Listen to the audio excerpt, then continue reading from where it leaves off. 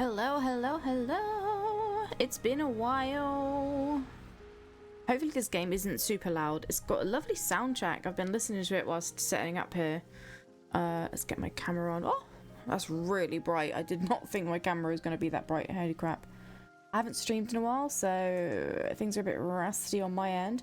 My OBS might also have issues or crash because I accidentally skipped the update that it just popped up, and I really couldn't bother to restart the whole OBS and do all that malarkey, so we're just gonna see how it goes. Hopefully it works out fine, but we're gonna play this game called Iridescence. I got given a key for this by the dev, so I'm gonna give it a play. Oh my god, I've really got a bad indigestion. I can feel it.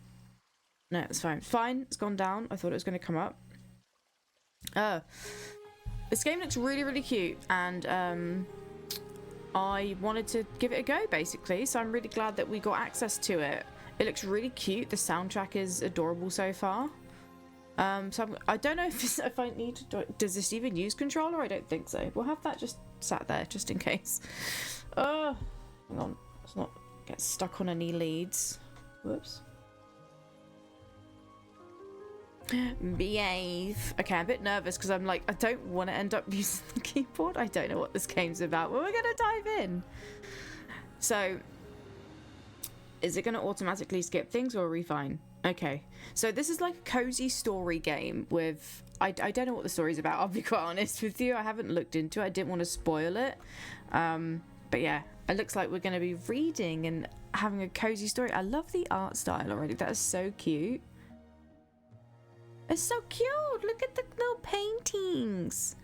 Adorable. Do you know, this reminds me of art that I used to do, like when I was a lot younger. Like I used to, like, this would be the kind of stuff that I could do, because it's not a judgment to the art style, but it's like, I can't draw very, very well, or realism. This is as close as I could probably get. For me, I would call this like scratch painting. It's like where you do lots of little lines and you build up the image, you add the highlight. Like, it's not, when you like realism, I look at this and it's like at a distance you think, oh, that's really, really detailed, and you come up close and you can actually see the strokes. Like, that's the kind of stuff that reminds me of what I used to do when I was younger. I love that. It's the kind of art style that appeals to a lot of people, but it's so pretty. Look at it. So pretty. Anyway, hey there, great to meet you. My name is... Actually, you know what? I want to make sure you get it right, so let me spell it out. One letter at a time, and press enter when finished, of course. Wait, have I got to put my name? Baby. Enter. BB. Yeah. That's right, BB here. Wait, I'm speaking? Oh shit. I don't know if I've got this right. Was I supposed to put my name in? I don't know. Oh.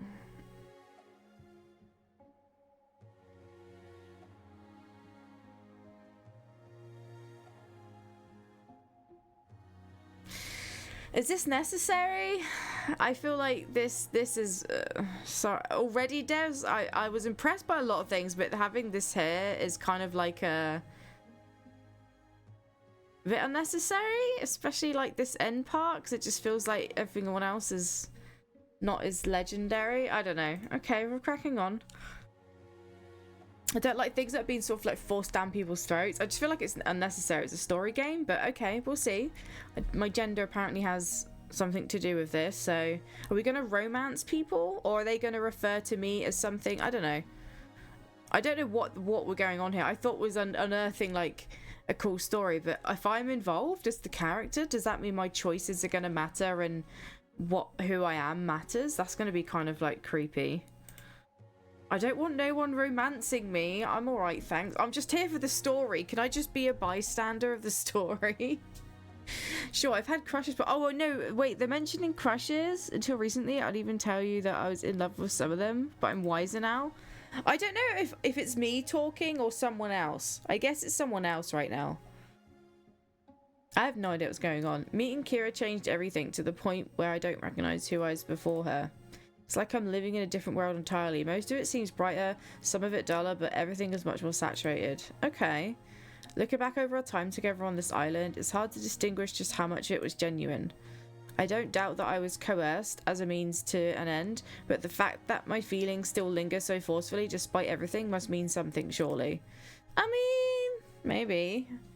Sorry, this is difficult for me. Let me explain. I felt an instant connection the very second we locked eyes. Oh, someone's come to visit me. No one visits me. This is a shock. It had caught me off guard, and so took a time for me to realise it. But it had been love at first sight. Are we sure about that? I mean, I don't know if I believe in love at first sight.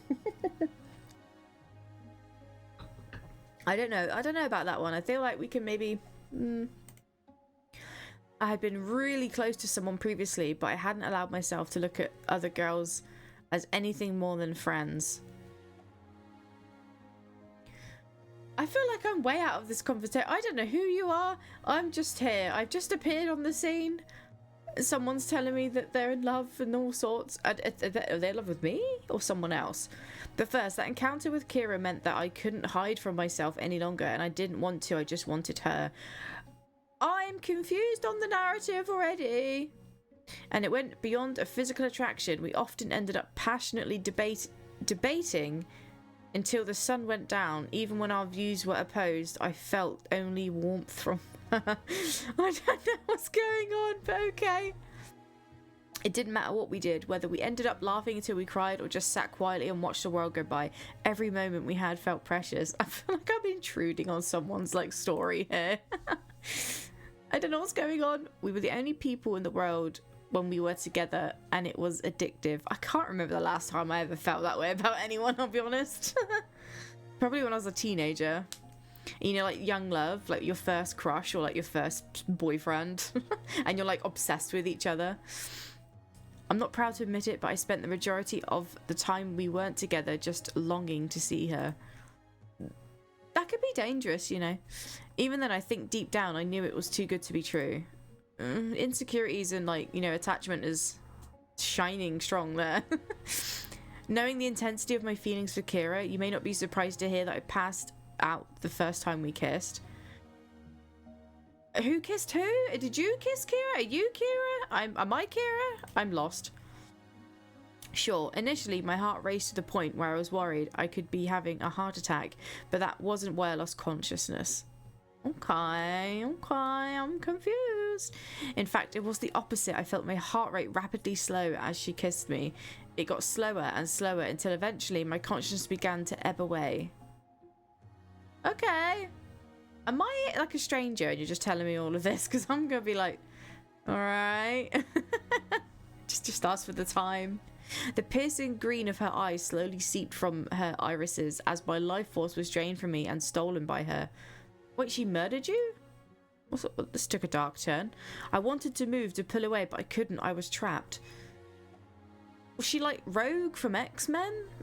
What's going on here? At this point, I suspect you're wondering how I'm here telling you all this. Yeah, I'm pretty confused, to be honest. Well, despite Kira having previously ripped the souls... What the fuck? Okay, this did just get dark. Despite Kira having previously ripped the souls from countless victims, this time was different. Can I just say that this has been such a weird start to a game. I knew this was going to be some sort of story-driven narrative game, and we're going to have some nice mystery and look at some beautiful scenery, maybe meet some cool characters. So far, this person's talking about becoming obsessed with some other character that I don't know if that's me or she's talking about someone else. It's very confusing at the start, I must admit. I had to tell the game what gender I am or what I identify as. I don't know why that means anything, but here we are. Is this character going to hit on me, or am I just a bystander? Am I passing by? I don't know. Am I my own character in this world? And then all of a sudden, this character's coming to tell me that not only was she obsessed with someone, but that this certain someone had murdered people by the sounds of it, ripped their souls. Hellraiser would get on really well with Kira. Just saying. Was all this music as well?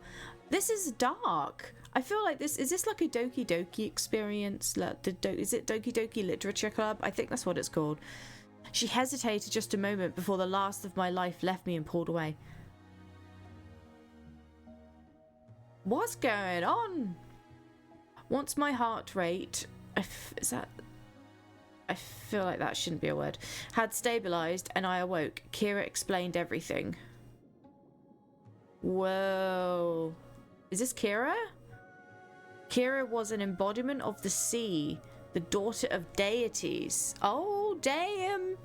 You're making out with some deity? She had made a pact which allowed her to take human form, but to maintain it, she owed a payment. 1 human soul every lunar cycle. Is this like the most twisted, fucked up Ariel? Like Disney's Ariel, maybe? Like, if she didn't get the prince, this is what she has to do to stay a human. I know, it's a lot to wrap your head around. Yeah, I'm just a bystander. I've just arrived here. I have no idea what's going on. Don't worry, I don't expect you to believe me. There are times when I doubt myself. But both the warmth and the darkness of her eyes are seared into my mind. Okay. Please don't Please don't misunderstand me. I may be a victim, but so was she. I don't think I have the right to judge. To understand this, though, firstly you need to truly understand that Kira was never human, nor would she want to be. I say truly because you need to detach from everything you know, all that you have experienced since first opening your eyes. I don't know what this story has to do with me. As she saw the world through an entirely different lens, one we could never fully understand. Kira had lived countless years in the depths of the ocean, a world we still know very little about, let alone her own how our actions impact it. Okay. I'm not a great reader, by the way. As far as I'm concerned, Kira had good reason to despise our world, and she did, well, at least until she met me. Oh. I know, I cringe saying it, but in fairness, they're her words, not mine. So, Kira is the love interest of the person that I'm talking to. Okay. Kira said that when she made the deal to walk on land, she had never once contemplated not being able to fulfill her end of the contract, that she would never have an issue killing a human. Okay. But because of me, Kira was unable to pay the debt of her pact, and so, silhouetted by light of the full moon, her body was mercilessly ripped from her. And with that, my heart too shattered into 1,000 pieces. Could you just like grabbed anyone else? After that day, things were a blur, as if I was constantly squinting. But something happened that forced me to open my eyes wide. Little did I know that the time I had spent with Kira on this mysterious island had in fact been a prelude. Oh, the music's changed. Having fought through more than my fair share of hardships from a young age, I already had a tried and tested coping mechanism firmly in place. There's no grand secret behind it. It's quite simple, really. Numbness. I merely avoid processing difficult situations, altogether not allowing any emotion to surface. I figured I'd just unbottle my work and work through it all later in life, once things had stabilised. My time with Kira had heightened my emotions to a level I hadn't thought possible, which made my strategy harder to execute this time. Losing Kira was like the first time a baby experiences pain. It had a profound freshness. Okay. I was angry at myself for letting my guard slip. I knew better. I didn't break routine. I went to school the very next day. You're in school? Confident that no one would notice anything out of the ordinary with me. What I wasn't prepared for is that even as the days passed, not one person asked about Kira. Her desk just sat empty, seemingly content with its fate. This feels weird. This feels weird now that we're like, these are children. Murderous children. Damn. The main way I dealt with the pain was through distraction, and luckily Kira had left a lot to distract me with. Reality had most definitely been turned on its head. As summer approached, I found myself taking walks along the coast after school, willing the cool sea breeze to travel through my ears and clear my mind. I should have known that it wouldn't be the wind but the sea that would hear my silent pleading. It's ironic, really. This next chapter started much in the same way as the first. I walked, transfixed by the lapping waves, wondering how much they truly concealed as I used the wetness under my feet to navigate the tide line. This is very wordy. If I'm being totally honest, what I was really wondering was if Kira was down there somewhere, at least in some capacity. It had been her world, her life, for countless years. She had poured her soul into guiding its fate and helped to overcome adversity time and time again. Surely it could return the favour. I gripped her bracelet, which I wore on my wrist. As the sharp seagulls dug into me, they relived just a little of the pain. Unfortunately, this was one of the many unhealthy coping mechanisms I unconsciously integrated into my daily life. The pain was quickly replaced with anger, as it so often was, more at myself than her. Hey Harvey, welcome on in. Hope you're well. How you doing? We're playing a really weird game at the moment. It's something to do with kids falling in love and one of them being the murderous deity of the sea that, like, takes one solely a lunar year or a lunar cycle. I don't know. I ripped off the bracelet, the chain snapping as I did so. I clenched it tightly in my fists, seeking the pain to return, to force away the moisture I could feel welling in my eyes. Scene change, everybody, scene change. With a primal cry. Do you know what? I do wonder when people write these, like, story bits or whatever, like, I understand certain terminologies because I've got life experience, but I do wonder if other people just say words because they're trying to romanticize something. But yeah, I can understand some of this stuff, but not, I don't know, making it talk about kids, like, I don't know if kids have a lot of life experience to be sort of acting this way or would even know. Hey ho, what do I know? I'm not a kid anymore. With a primal cry, I hurled it far into the sea, the shells escaping the chain one by one as it flew towards the setting sun. I was exhausted and the water in my eyes blurred my vision, but it looked like fleeting clouds of vapour burst from the point where each shell hit the water. I quickly rubbed my eyes, but by the time my vision sharpened, any signs of the bracelet having ever existed were gone. As I unclenched my fists, I felt my knees weaken. I fought the urge to fall to the warm sand and instead gulped down how I was feeling, closing my eyes and counting backwards for 5 as I did so. There's someone else, there's a new character! When I reopened them, I saw a girl standing contemplatively,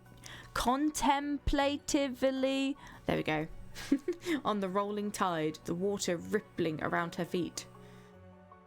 I gulped again as I rapidly tried to blink away the spectre, but with no luck. Despite her wavering opacity, her piercing, pale green eyes glowed intensely in the low light. This music's getting intense, man. I don't know what's going on. For a second, it was as if Kira had returned, until I registered that they also held a childlike innocence. It wasn't her eyes alone. This is some epic music, Jesus Christ. It wasn't her eyes alone that struck a chord with me. She was also wearing our school uniform. But how could that be possible? The school was small, I would have noticed her. She was striking. Her pale complexion and fiery red hair almost made it seem like she was in command of the setting sun. It was more than just her appearance though. She exuded a powerful aura, one I now recognised as beyond human. I had no time to dissect this though, as her tone held urgency. BB?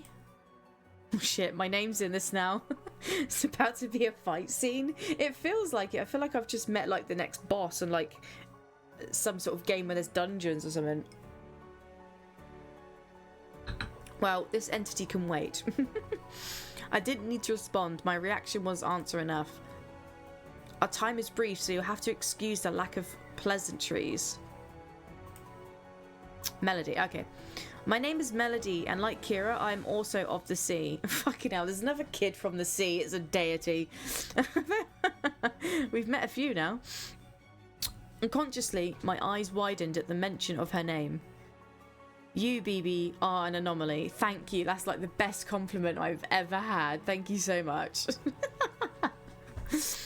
Oh, but I have a feeling you already know this. This is true. I already know this. I'm definitely an anomaly. Did they know that I played Anomaly Watch and all the other Anomaly games? Why did you steal the last Oreo ice cream sandwich? Now die! Laser beams. Blah! Look, something's going to happen by the Mukestrel. The music, okay? Her eyes narrowed. Is the boss fight going to happen? The choices you and Kira have made have had a catastrophic effect. As is often did in moments like this, my sense of self dispersed. It's getting very poetic now, quite epic. It was as if I was being told a fairy tale. As she spoke my name, it seemed unrecognizable. Still, I made sure I absorbed every word she said. I come on behalf of my sisters to tell you that it is imperative that you set things right before it's too late. Why are you wearing a school uniform if you're from the sea? Okay. Bibi, you have access to a world we don't, and so I implore you, hear our plea. I'm just a human. That apparently isn't legendary enough because I'm I didn't click the non-binary button. So I'm just girl, just boring girl. I'm no one, okay? You should have maybe gone for the legend. They might have been able to help. I'm nobody. I'm just nobody, okay? I'm nobody. Are you about to TPDC Freezer get blown up by Goku's Kamehameha? Probably. I feel like at the moment I'm about to get into a boss fight if I say no to this deity. Melody reached into her pocket and held something in the palm of her hand. She was too far away for me to make out. Here, Melody said, blowing into her palm. I felt an icy breeze hit me as a spectral object was carried towards me, swaying ever so slightly. I raised my arm and barely felt it hit my open hand, but I instinctively closed my fingers around it all the same. Bloody hell. Too much is happening for my mind. I opened my fist to find a shimmering iridescent feather, which, like Melody, wavered in opacity as if between two worlds. Oh, that's the name of the game. It's called Iridescence, and the logo is like a feather. Study it carefully, as you're the only one who can do this. Why? Why am I the only one? I'm just a boring NPC. It's just walked upon this person telling me their life story. The sea is without a guardian. There is another, but she is lost. The feather is hers. Melody gave me a doubtless smile as she and the feather faded away. I used the remaining precious few seconds to etch its image into my mind. Bibi. Her voice was faint, and she was gone before she could even really start her sentence. As the ripples where Melody had stood disappeared, I reconnected to my body. I felt a weight in my stomach and noticed my fingers were quivering. I was shaking all over. Melody had not only forced the pain I had been holding down to the surface, but she had added extra weight on top of it. Everything, literally everything now rested on my shoulders, and I wasn't strong enough. How could I be? I violently threw up, which only heightened the shaking. It was all too much. I'd never felt so pathetic, so frail. I feel like I've just been in like an epic battle. I'm exhausted from just going through that with you. The journey home was grueling. What if it was all a dream, you just passed out on the beach? Ooh. Hang on.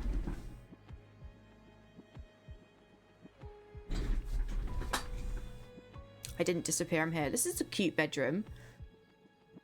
As soon as I hobbled through the door, I made a beeline. Oh, look, I'm in every game. I'm always in the game. I made a beeline for the bottom. For the was indeed grueling. Do you love me? I do love you. Hi, thank you so much for the subs. Tier 3, by the way. Thank you, thank you. Welcome on in, Suck. How was your day? How was your walk home? I saw your Instagram and I was like, oh dear, what is happening? Thank you so much for the resub though, I appreciate it.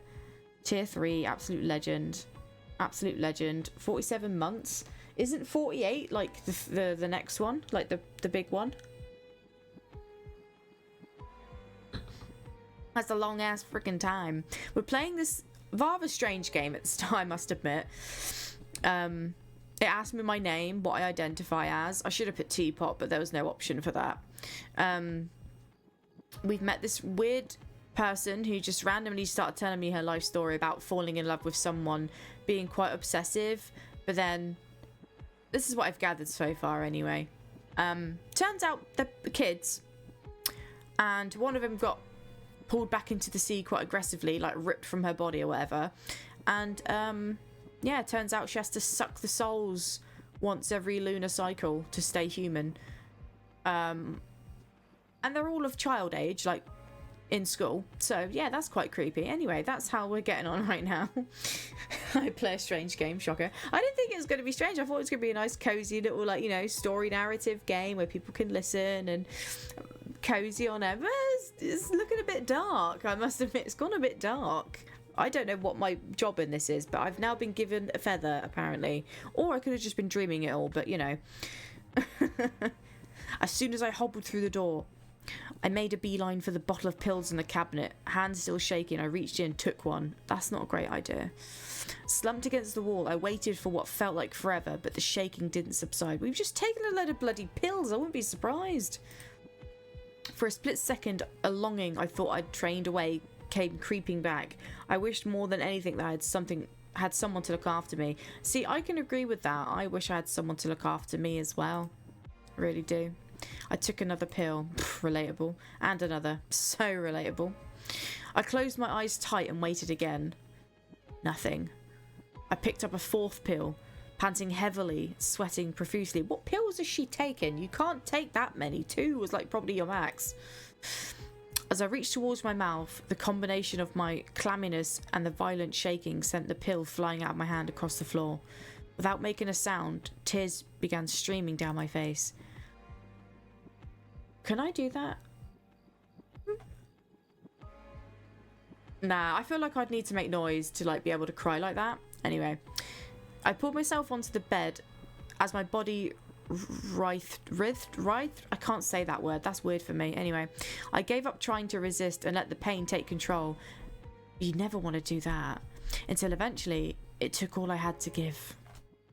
This is very, very dark, isn't it? I was grateful when I felt my conscious ebb away. A stabbing pain in my stomach woke me early the next morning, which didn't surprise me. Honestly, this is my daily life. I wake up every day with the most excruciating stomach pain, but here we are. My head was spinning as I ran to the bathroom and violently threw up. Again, this is like my daily life. I feel like this is written after me, you know, apart from all the weird obsessive stuff at the start. But yeah, this is me. You know, I've got to keep taking those pain relief pills. Got to wake up in pain. This is just me. As my stomach had been empty, it was painful, but I was just grateful I hadn't taken any more pills. What pills did you take? Although sore, I felt better as I sipped some water and nibbled on a bit of stale bread. Oh yes, we love the old Oliver Twist stale bread times. It was a strange feeling, probably hard to comprehend unless you've experienced something similar yourself, but a part of me felt renewed. It was as if I had needed that intensity to fill a few remaining blank areas of my slate with scribbles, leaving me with no choice but to wipe it clean and start afresh. I don't understand what I've just said. I decided to get some fresh air. Scene change, everybody, scene change. I decided to get some fresh air, but took things slowly to give my body a bit of a break. I ambled around town for a few hours, striking things I'd avoided from my to-do list. All the shopkeepers seemed genuinely happy to see me, and perhaps seeing I was in need of it, they were keen to chat, which I appreciated. None of them mentioned Kira, even though I had always been with her, which was odd, but at the same time, I was becoming more comfortable with being seen as an individual. After a relatively productive day, I decided that some crab fishing, which I secretly enjoyed far more than I had let on, would help clear my mind. I received a phone call on the way there. Caller. This is a call to remind you to have your affairs in order, as you will be relocated after your final exams. My throat tightened. I've been there, girl. I've been there. But transport has been arranged with a taxi booked to take you to the airport. Shocker. It was an automated voice. I tried my best. Be packed and ready to leave. I haven't finished. Be packed and ready to leave by 10 a.m. the day after your final history exam. Channeling my frustration into my foot, I unleashed it onto the wall next to me. This wasn't wise. Hopping around, I wondered why I was so frustrated. I was effectively being given an escape, a chance to leave the pain and responsibility behind. I'd like to say that the frustration came from an honourable place, that I understood the gravity of my role and I wanted to finish Kira's story for her. But that wouldn't be true. In actuality, I'd merely reached the end of my tether and had neither the physical or mental capacity to move again. It was never discussed openly, but I understood why I had been moved around my whole life. I didn't need to be told that I wasn't like everyone else. Believe me, I knew. Still understanding the reason didn't make it any easier. I had always vehemently stuck. Have I said that right? Vehemently stuck to the unspoken rules placed on me. I kept my head down and got on with things. I made a point of never drawing attention to myself. Kira was the only one who approached me. She was the one who changed things. I had wanted to keep my distance, but I couldn't. Just couldn't. Scene change. Scene change. I sat on the dock for what must have been hours, letting both time and my thoughts meander by. I was catching far fewer crabs than when I had come with Kira. I wondered if her presence had drawn them in. I absent-mindedly played with my phone as I considered my situation, gliding it back and forth across the withered planks, making sure it didn't fall through the gaps. Scene change, scene change. Look at the weather's changing, everybody. It's so pretty. Can we, like, hide that? What does that button do? Oh, pause screen, history. Oh, you can catch up about everything we've done. Oh, how do I go back? Oh, save. Should we save the game? Save. Save! Escape? Or does that do the same thing? No. Okay. Oh, it's proper change. That's so cute. Like, there's actual, like, a cycle there with the weather. Just who is Melody? She must be connected to the bracelet somehow. Then it struck me. Something Kira had mentioned suddenly came back to me. She told me each of the shells on the bracelet belonged to a dear friend. Maybe one of them was Melody's. I froze as a gust of wind interrupted my thought.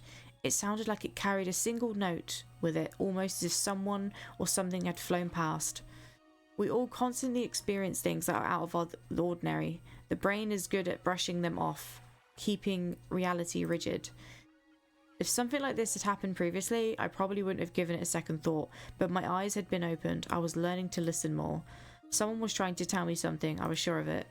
I unpaused and continued gliding my phone back and forth as I was wondering how I'd even find the feather. Yay! The rhythm of the bumpy planks with the pauses of the gaps helped me think. Would I even have time? The end of term was only a few weeks away. Unless... Splish splash! I purposely tilted my wrist and felt a rush of satisfaction as my phone plopped into the water below. Out of sight, out of mind. I would not, by the way, I would absolutely not drop my phone in. I think, yeah. I said, grinning triumphantly at the crabs. Why would you do that? Oh, there's a little crabby. Hello. Hi. Hello. The smallest one. Oh, I missed it. Oh, okay. I looked around to double check that I was alone before giving him a little wave back. Wave! He stopped waving immediately and stood there motionless. No, wave back at me. I need a friend. This made me laugh a lot harder than it should have. Love you too, bud, I said affectionately. Right, on that note, we should probably head home, hey? I rested the bucket on its side over some rocks. The larger crab scuttled out immediately, but my new buddy was steadfast. I tried gently prodding him in the right direction, but he defiantly retreated into a shell. As I pondered my next move, he sheepishly peered out. He looked over at me and waved hopefully. I've got a little waving buddy. I waved back with a single finger, which he responded to by scuttling closer. Want to hang out a little while longer, bud? Sleep over at mine? We're just taking crabs back home now, are we? He was still waving, which I took as a yes. I added some more seawater and a few rocks to the bucket before heading off. I chatted to Marvin. He looked like a Marvin. I don't know. I don't think he looks like a Marvin, but okay.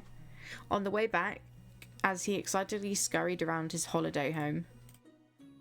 Come on, if I can fall in love with someone from the sea, is chatting to a crab really that odd? I mean, I don't know. There's that game out at the moment called Date Everything, and you can date things from, like, the bed to the floor to the ceiling to light switches, like... At the moment, we've got this, like, teenage girl who's, like, fallen in love with, like, some ocean deity who, like, sucks the souls out of living things. Like, I mean... We've seen weirder. All jokes aside, I was grateful for the company, even if it was only just a small step removed from talking to myself. I do that all the time, love. I do that all the times.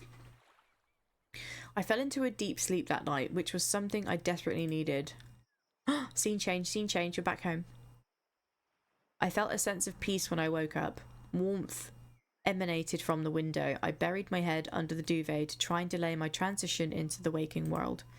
I let my eyes acclimatise. Ooh, we got some rhyming alliteration there. To the filtered light before poking my head out to check the time. 10:23. I'd slept for almost 12 hours. Result: my body had definitely needed it. Do you know, I can't remember the last time I'd slept for like 12 hours. Probably a long time ago. I barely get like 4 or 5 hours at the moment. Stressful. My symptoms were a lot more manageable when I was well rested. Here's a person!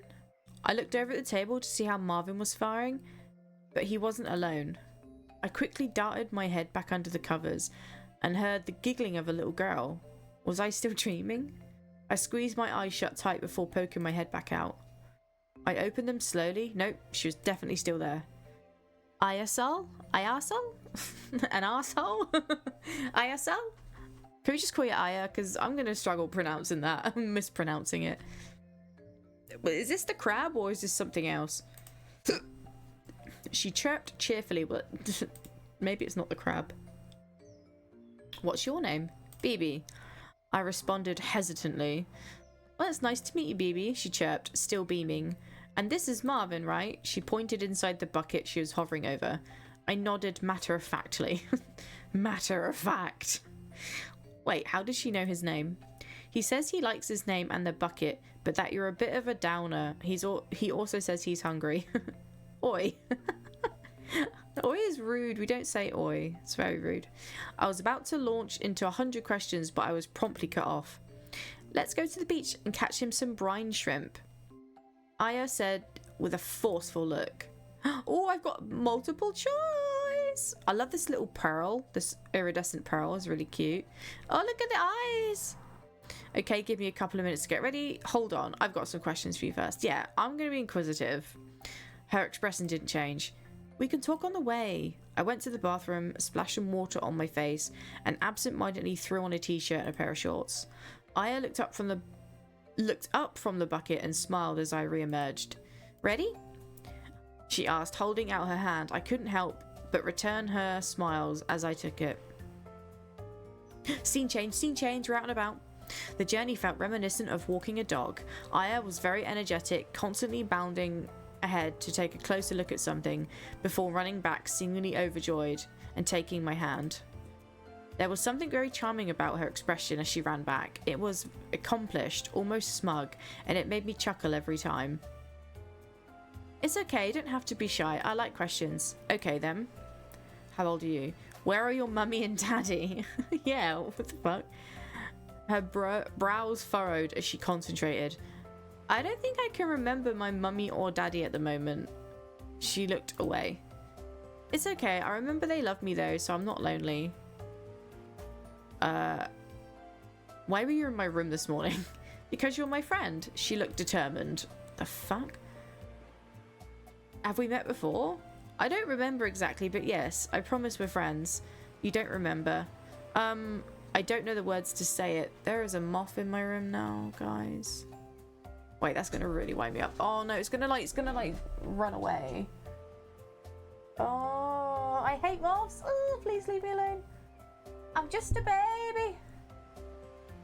Oh my god, if there's a moth in a minute, just know I think me and my sister have the same thing about moths. I don't like moths at all. I don't understand the purpose of them other than to be food for spiders. It's definitely going to start harassing me, I just know it. ...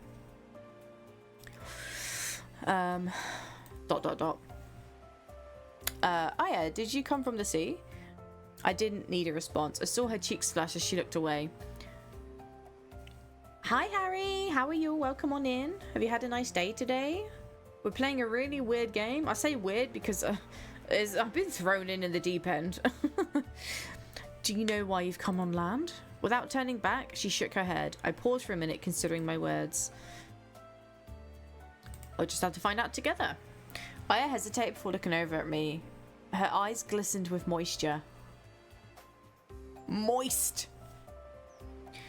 Your day was fine? Oh, good, good. Have you got work tomorrow? You've got long days. Long days. She's doing the ill will, like... It's a promise, I said reassuringly. She nodded once, but concern remained plastered over her face. Starting at 8:30 tomorrow? Oh, rough, man. Hopefully the day goes quick for you. I usually... Well, when I was working, eons ago now, I used to way prefer mornings, like... And you can have, like, pretty much the afternoons off. Or, like, you get, you know, a bit more time in the evenings. It doesn't feel like you're, like, always at work. Till 4. That's not too bad, I guess. It could be worse, right? Supposed to start at 9 AM, but they asked me to start opening time. I feel like, yeah, that might even be better for you. Like I said, at least you won't be, like, there for close, you know? I used to hate that when I was in retail, like, especially when they used to get you in on the late shift. You're like, I would hoover for like an hour. I took 2 strands of hair that framed her face and made a funny noise as I gently pulled on them. She giggled as I stuck out my tongue. So we know Marvin's hungry, but how about you? She nodded as she rubbed her face. Let's get some seaweed. How about a pastry and a milkshake? Seaweed. Yuck. She exclaimed, sticking out her tongue in disgust. I couldn't help but laugh. Only joking. I'll get you the best milkshake on the island. Scene change. Scene change, everybody. Scene change.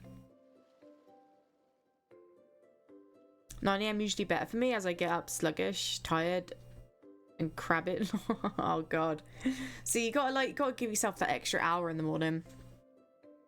I remember when I used to do really early mornings, I'd have to be like literally at work at like 7:30 or 7 AM, and yeah, sometimes I'd even get up at 4:30 just to give myself an extra hour to be fully awake and just be hanging out, and then the day would go a lot like quicker. But it's hard, isn't it? Once you're stuck, you've got a routine that works for you. I was bouncing up and down excitedly by the counter. They have Rocky Road. I choked a little in surprise. Must be a sea thing. What are you going to get? Good question. This place always has some great limited flavours. I'll go with a small than enough butter biscuit bonanza. Ooh, yeah. Good choice. Try every type of milkshake there is. Oh, I got an achievement. I only clicked one. Want to go and choose the table and I'll get the goods. Although popular, it was too early to be busy, so I was easily able to keep an eye on her. Aya had gone straight to the glass rail that lined the patio. Holding herself up on her tippy toes, she peered over the edge, seemingly transfixed on the sea. I put down our milkshakes on the table and went to put my hand on her shoulder, but there was an intensity in the air which made me hesitate. What happened to choosing a table, eh? She turned around sharply, her eyes glazed. Aya? The sea, it's... She whispered, barely audible. Colour slowly returned to her face as she watched my expression blankly. Her expression shifted to embarrassment once she realised what had happened. I mean, can we drink them on our way to the sea, please? She stuttered, cheeks flushed. Aya? She cut me off. Please call me Aya. I want to start fresh. I am calling you Aya because I can't say your name. Ayasal? Ayasal? Ayasay? Ayasale? I've been calling her Aya because I can't say the name anyway. She didn't sound at all like a child in that moment. I was taken aback but tried not to show it. Aya, it suits you well. I have a milkshake for my friend Ayasal, but I suppose you can have it instead, Aya. She smiled from ear to ear as I handed it to her. Come on then, let's go. We can't leave Marvin out. Did we just leave the crab at the beach? I surveyed my limited edition milkshake excitedly, wondering where to start. I don't know whether to scoop off the whipped cream and pieces on top or just dive right in. I was aware that I sounded like a kid, but it's the effect sweet things always had on me. Oh my god, I can't read, I swear. It's just late, okay? I looked over at Aya to see what her strategy was. Seriously? I was just in time to watch her slurp up the last few drops. She looked at the empty cup and beamed. That was really yummy, thank you, BB. Thirsty, were you? A little, she said unironically. Can I please try some of yours? Of course you can. Not after what I've just witnessed. Of course you can try some. Aya recoiled after taking just a little sip. Don't like it? I'm surprised. It's great. It's too salty. Are you sure you're from the sea, Aya? I asked, tongue-in-cheek. Her cheeks flushed as she nodded. I couldn't help but chuckle at her sincerity. That was the old me, though. I'm a land girl now, she said with determination. Her unwavering expression left me with only one response. Of course you are.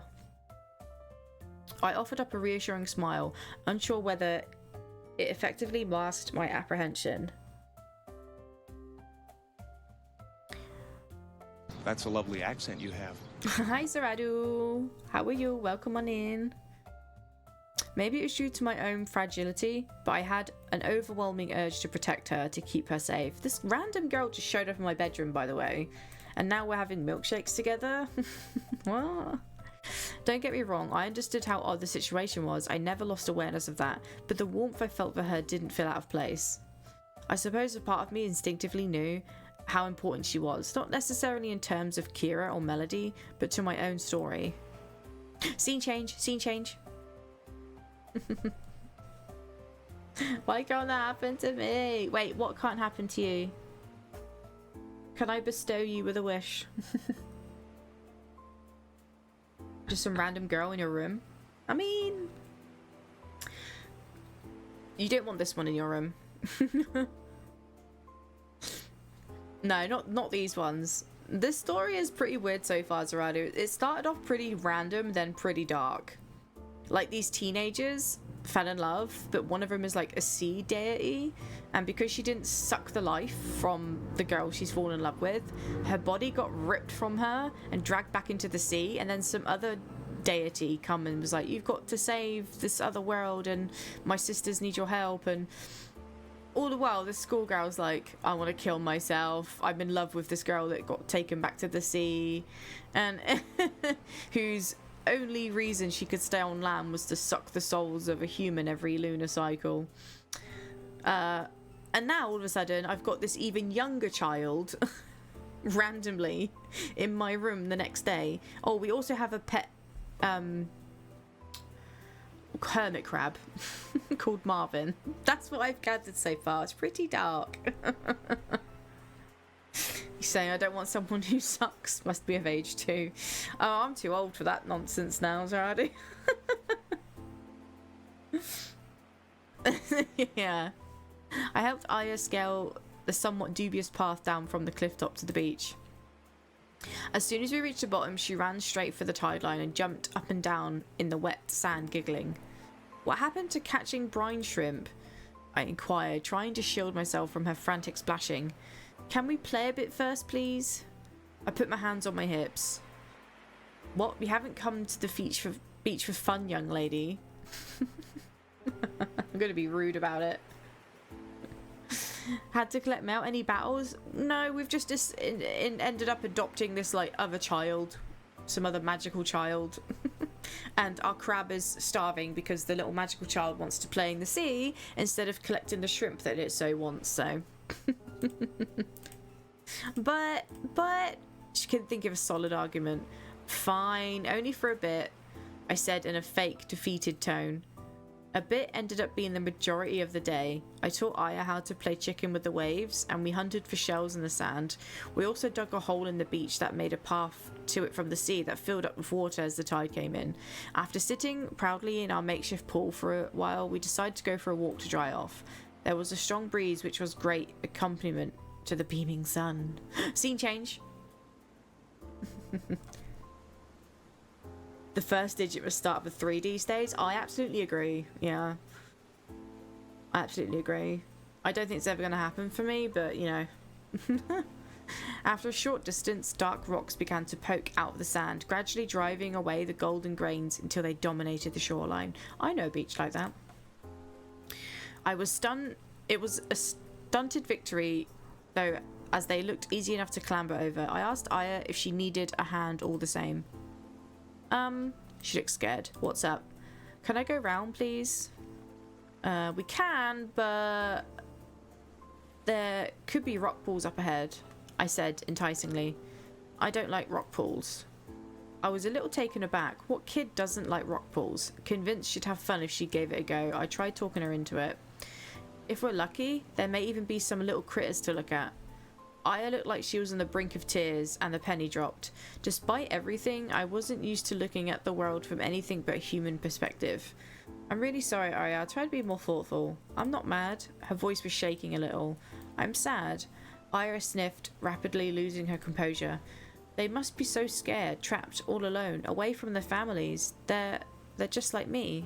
She burst into tears as I knelt down. She tightly gripped the sides of my shirt and sobbed into my chest. It's okay to cry, you'll feel better afterwards. I mean, that is usually true. I know it's difficult, but you have me and I promise I'll get you back home. Look at her, little character's crying. You can't see it because my webcam. She's crying. Her grip loosened and I held her at arm's length in front of me. She was still sniffling as she rubbed her arm over her eyes. Oh, thank you, baby. Oh, you have nothing to worry about, I promise. I wiped the water off her cheeks with my thumb. By the way, this is still some random girl. There's somewhere near here I'd like to take you. Somewhere magical I think will help, but it's got a very strict rule which you have to follow. The snivelling stopped as curiosity took over. What is it? It's very serious. We can only get there if we smile, I said, poking my tongue out. Aya giggled and sniffled one last time.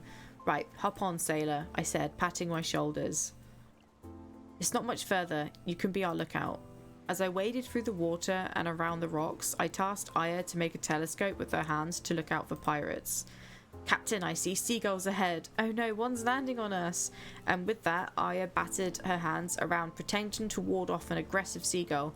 I zigzagged erratically up and down the beach, trying to help shake him off. Almost there now, I said, panting a little as we reached the end of the beach.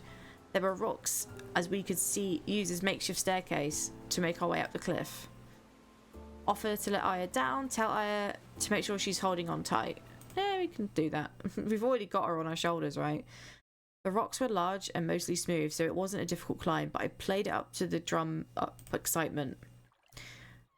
The scene was every bit as beautiful as I'd imagined. Since the day Kira had pointed it out from the beach, I'd always wanted to come up here. Scene change, scene change. Or flashback, I don't know. Hey baby, check it out, Kira said, pointing towards the top of the cliff. Beautiful, isn't it? It's almost like a stage. Whoa, scene change. The large area of smooth rock hung majestically over the side of the water. It had a breathtaking view of the stacks that protruded out at various heights above the water, a stark reminder of the peninsula's past. Ooh. With birds circling sinisterly around them, they had seemed like imposing towers from the beach below, actively warding off intruders.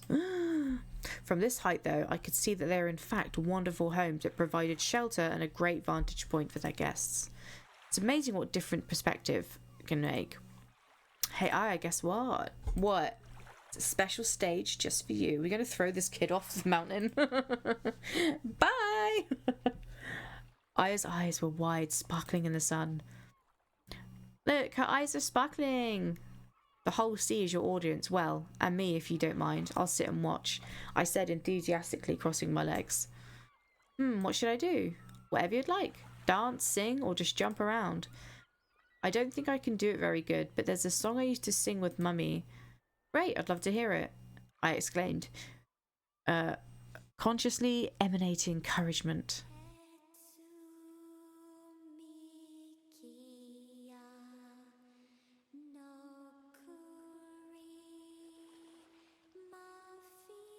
She's singing, everybody.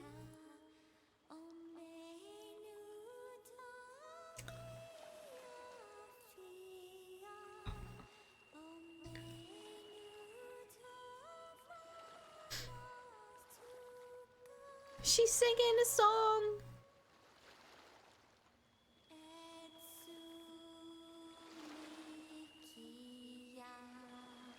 Still standing, Aya closed her eyes and clasped her hands together, holding them to her chest. Her voice was quiet, but it was beautiful.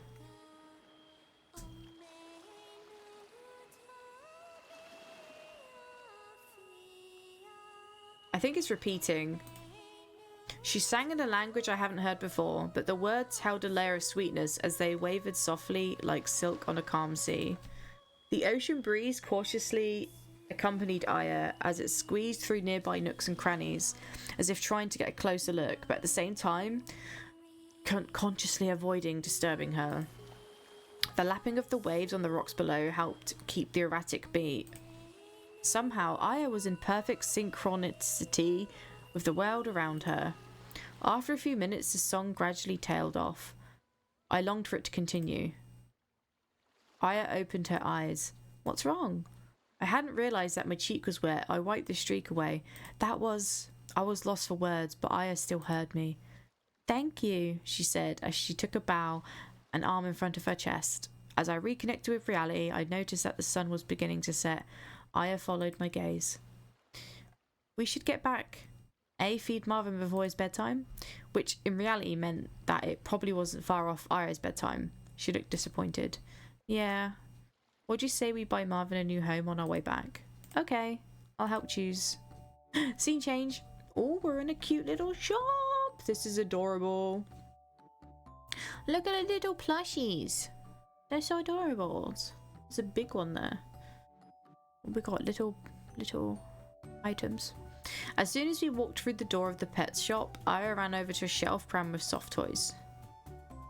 Poi Poi! I hadn't seen her this excited before. Poi Poi?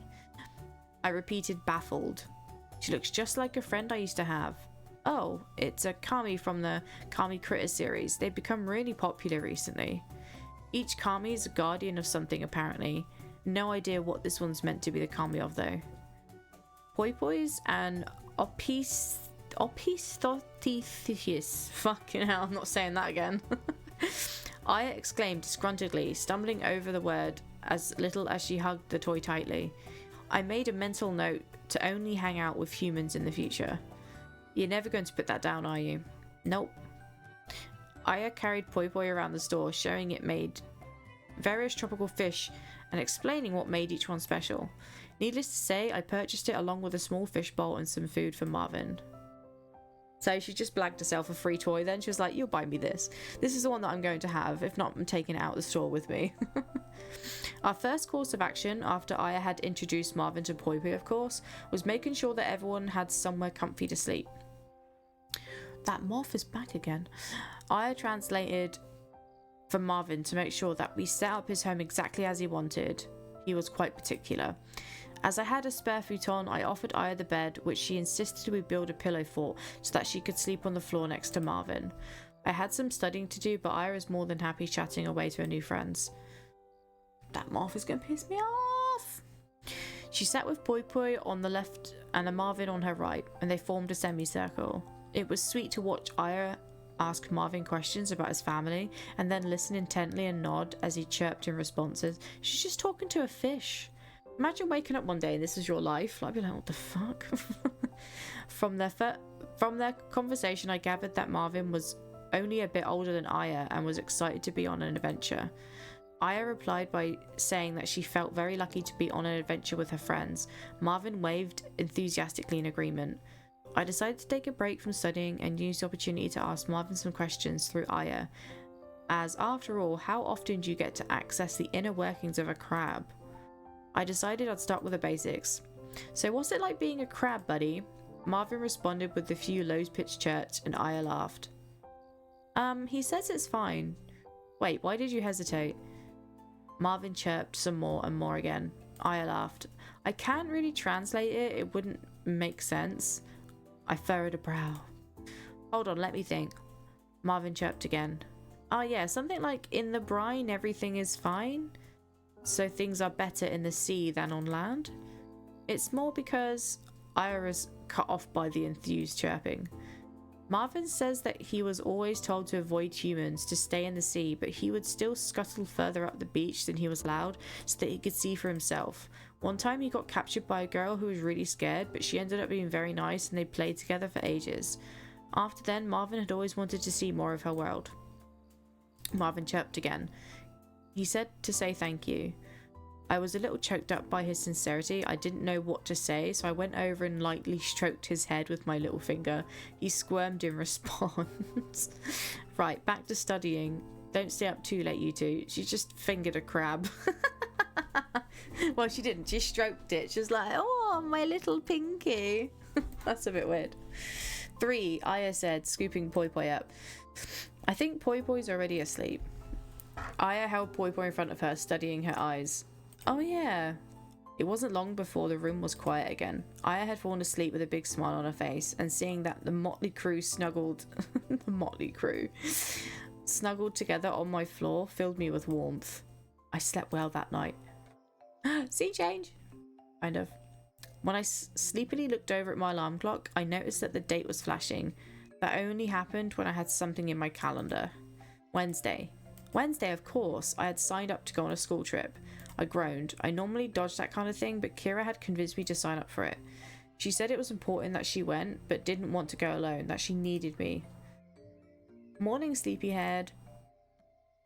I heard from the other side of the room. This girl was still living with us. Don't know who she is. Well, we kind of know.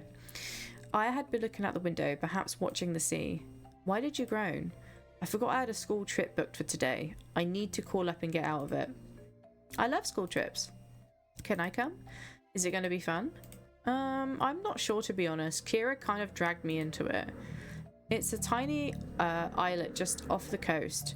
The only thing there is a ruin of an ancient temple. I love ancient stuff, so I'd go. It's a bit of a miracle of nature. The sea should have eroded the islet away, but somehow it's still standing. I trailed off as the cogs turned in my head. Aya abruptly snapped me back into the moment. Who's Kira? My chest tightened. I didn't know how to answer. An old friend. Her expression changed and she suddenly seemed years older. It sounds important. Oh yeah? I think I know the place. It's the one with the pillars on, isn't it? Yeah, that sounds about right. She had a look of concern mixed with desperation. She went to speak but stopped herself. Would you like to come with me? I don't think I should. It's not a problem. I can just tell my teacher that you're my younger sister and that I promised our parents I'd look after you whilst they're away. Besides, if I just show up with you, there's nothing she can do. I folded my arms defiantly and puffed out my chest, which made her chuckle. Thanks, BB, but it's not that. Daddy always told me to stay away from there. Aya hesitated for a second, but decided to continue. He said it's a very sad place and that I'd understand when I was older. I see. I said, not really understanding it all.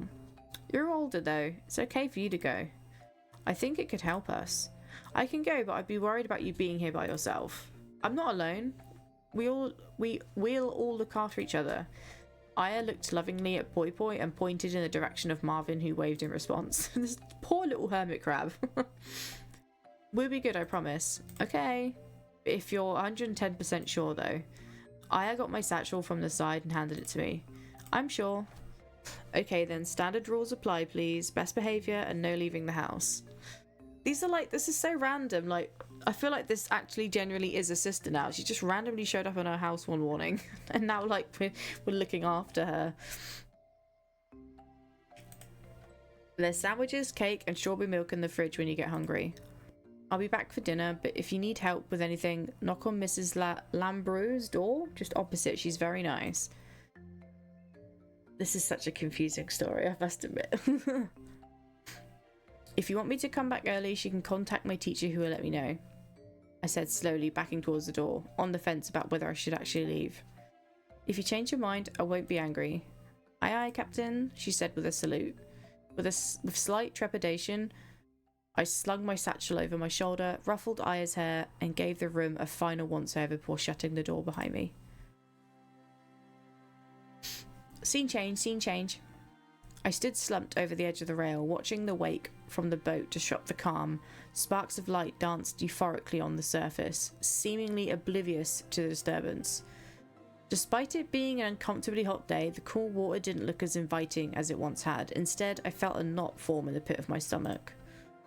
Another person! Another person! I might just, like, not show my webcam so you can see the characters. This is Layla. Watching the sea, a great way to meditate. Layla, a classmate, said, leaning on the rail next to me. She had never spoken to me before, so I was surprised but grateful for a distraction from my thoughts. Ah, but I'm guessing you already knew that. And so by telling you, all I've done is disturb the tranquility. I'm like a meditation wrecking ball, aren't I? Smashing any piece I find into pieces. Not peace like a piece of pie, but peace as in peace and love, man. I'll smash peace to pieces. Apologies. I'll leave you to it. No. Come and chat with us, I said, laughing. You're good. In fact, you're more of a meditation superhero. You didn't smash any tranquility. You smashed away a bit of overthinking. I was starting to get stuck in a loop. You're honest. I like that. We haven't really chatted before, so I thought I'd come and say hi, see what makes you tick. I'm glad you did. There is something mysterious about it, isn't there? Layla said, nodding towards the sea. I'm unsure if it's magical or sinister. Take it as a rhetorical question and remain quiet, or answer sincerely? I mean, I'll answer sincerely. I'd like to say magical, but I think I may have lost my naive view of the world. I'm afraid I'm more of a bitter old lady these days. I did wonder why you brought a walking stick with you. She playfully elbowed me before continuing. Is this a new love interest, I wonder? I don't know if we have love interests in this. I'm assuming so. I'm on the fence myself. Who knows what's down there? The unknown does make me a little uneasy, though. I've never been a fan of surprises. She turned around so that now her back was resting against the rail and looked up at the clouds. I have to say that I prefer the sky. It's less secretive. Even on dreary days, you know exactly what you're getting. Agree? Yeah, I get that. Also, no 2 days are ever the same. It's a good reminder that you never know what tomorrow may bring. Layla chuckled. I even took myself aback with my own sincerity. That was actually quite beautiful. She punched my arm teasingly, which made me grin. I assumed you'd be a deep thinker, and I wasn't wrong. It's been nice to have a bit of a break from the stale classroom banter, but alas, the ruins are calling. What do you think? Should we go and see what they're saying? I held my hand to my ear and leant towards him, briefly pausing before nodding a couple of times. Not much. Layla shook her head. Damn, just when I thought I was safe as well. You're no better than the others. She shot me a wink as she got off the boat and rejoined the main group. We got a love interest. Scene change, scene change. Was she flirting with us? She was so flirting with us. I knew the islet would be small, but it was really tiny. It was closer to the size of a patch of land you'd find in the middle of a lake, rather than something you'd find at sea. The biggest difference is that it was completely barren, devoid of any greenery, which was unsurprising really, as the islet barely protruded above the sea level. All this only served to heighten the grandeur of the marble columns that defiantly fought time. Even though the stone was worn, they still glistened ever so slightly when caught by the sun. The base of each column housed an army of barnacles that ferociously clung onto their home. They were layered on top of each other too, which was unusual, almost as if they didn't want to risk leaving any patch of stone exposed to the sea. We stood silently, taking in our surroundings as Miss Gillick weaved around the remains. She studied them intently, like the face of an old friend she hadn't seen in a while. As was typical, Tom pierced the silence. Miss, I don't remember ever seeing barnacles back home. Why are there so many here? Tom was right. They weren't just on the pillars, they were also scattered in patches across the floor. I'd never seen anything like it either. Miss Gillick. Good question. They're actually one of the things that makes this islet so special, she said as she lightly ran her fingers over them. As far as we know, this islet averages the highest number of barnacles per square foot of any equivalent landmass in the world. As such, this islet has been used to monitor the sea level by oceanologists for centuries now. When there was doubt, these little critters actually helped prove that sea levels were in fact rising, thanks to how long ago the first measurements were taken. She moved her hand to the barnacles at the top, which were lighter in colour. I'm sure even these little guys weren't here the last time I visited. She went on to explain that, despite the barnacles drastically slowing down their erosion, geologists have spent decades trying to work out how the pillars were still standing. In her typical fashion, she linked the unique phenomenon to the mythology of the site. She didn't try to hide her growing excitement. Although Miss Gillick could be stern, unfairly so at times, it hadn't taken me long to warm to her. Her passion and enthusiasm were contagious, and she had an innate ability to make even mundane topics seem exciting. I also appreciated how she never seemed concerned with deviating from the curriculum, often wandering off on tangents that encourage us to think outside of the box. There's no written source we know that gives the indication of when or how this myth began. Instead, it's a story that's been passed down simply through word of mouth, from generation to generation, by the inhabitants of the surrounding islands. We can see from the placement of the pillars that this used to be the site of a fairly typical temple. Well, apart from one big anomaly. Come take a closer look. She ushered us to join her around a small pool of water that sat in the middle of the islet. Research shows us that this little pool of water used to be a lot larger, perhaps even spanning the entire floor. More interesting still is the center. Does anyone know why it's dark blue when the water is significantly lighter at the edges? She looked around but no one spoke. I'm disappointed. You all see the sea every day. Why does the water appear darker the further it is from the shore? Layla answered, because it gets deeper. Miss Gillick waited, holding Layla's gaze, which means that more of the sun's rays are absorbed and less light is reflected back. Exactly. So this shows us that the pool would have been sloped, leading to a hole in the very middle. I had already been fixated on the rich blue of the middle of the pool since walking over, but now it became almost like a trance as I tried to see through it, down to the sea below. So we have a temple, a place of spiritual significance that primarily housed a pool with a hole to the depths of the ocean in the middle. It's said that this temple acted as a link between the worlds of the land and sea, the meeting place of Gaia and Poseidon. I love mythology. As she said the words, it felt as if I was struck by a bolt of lightning. I immediately lost consciousness.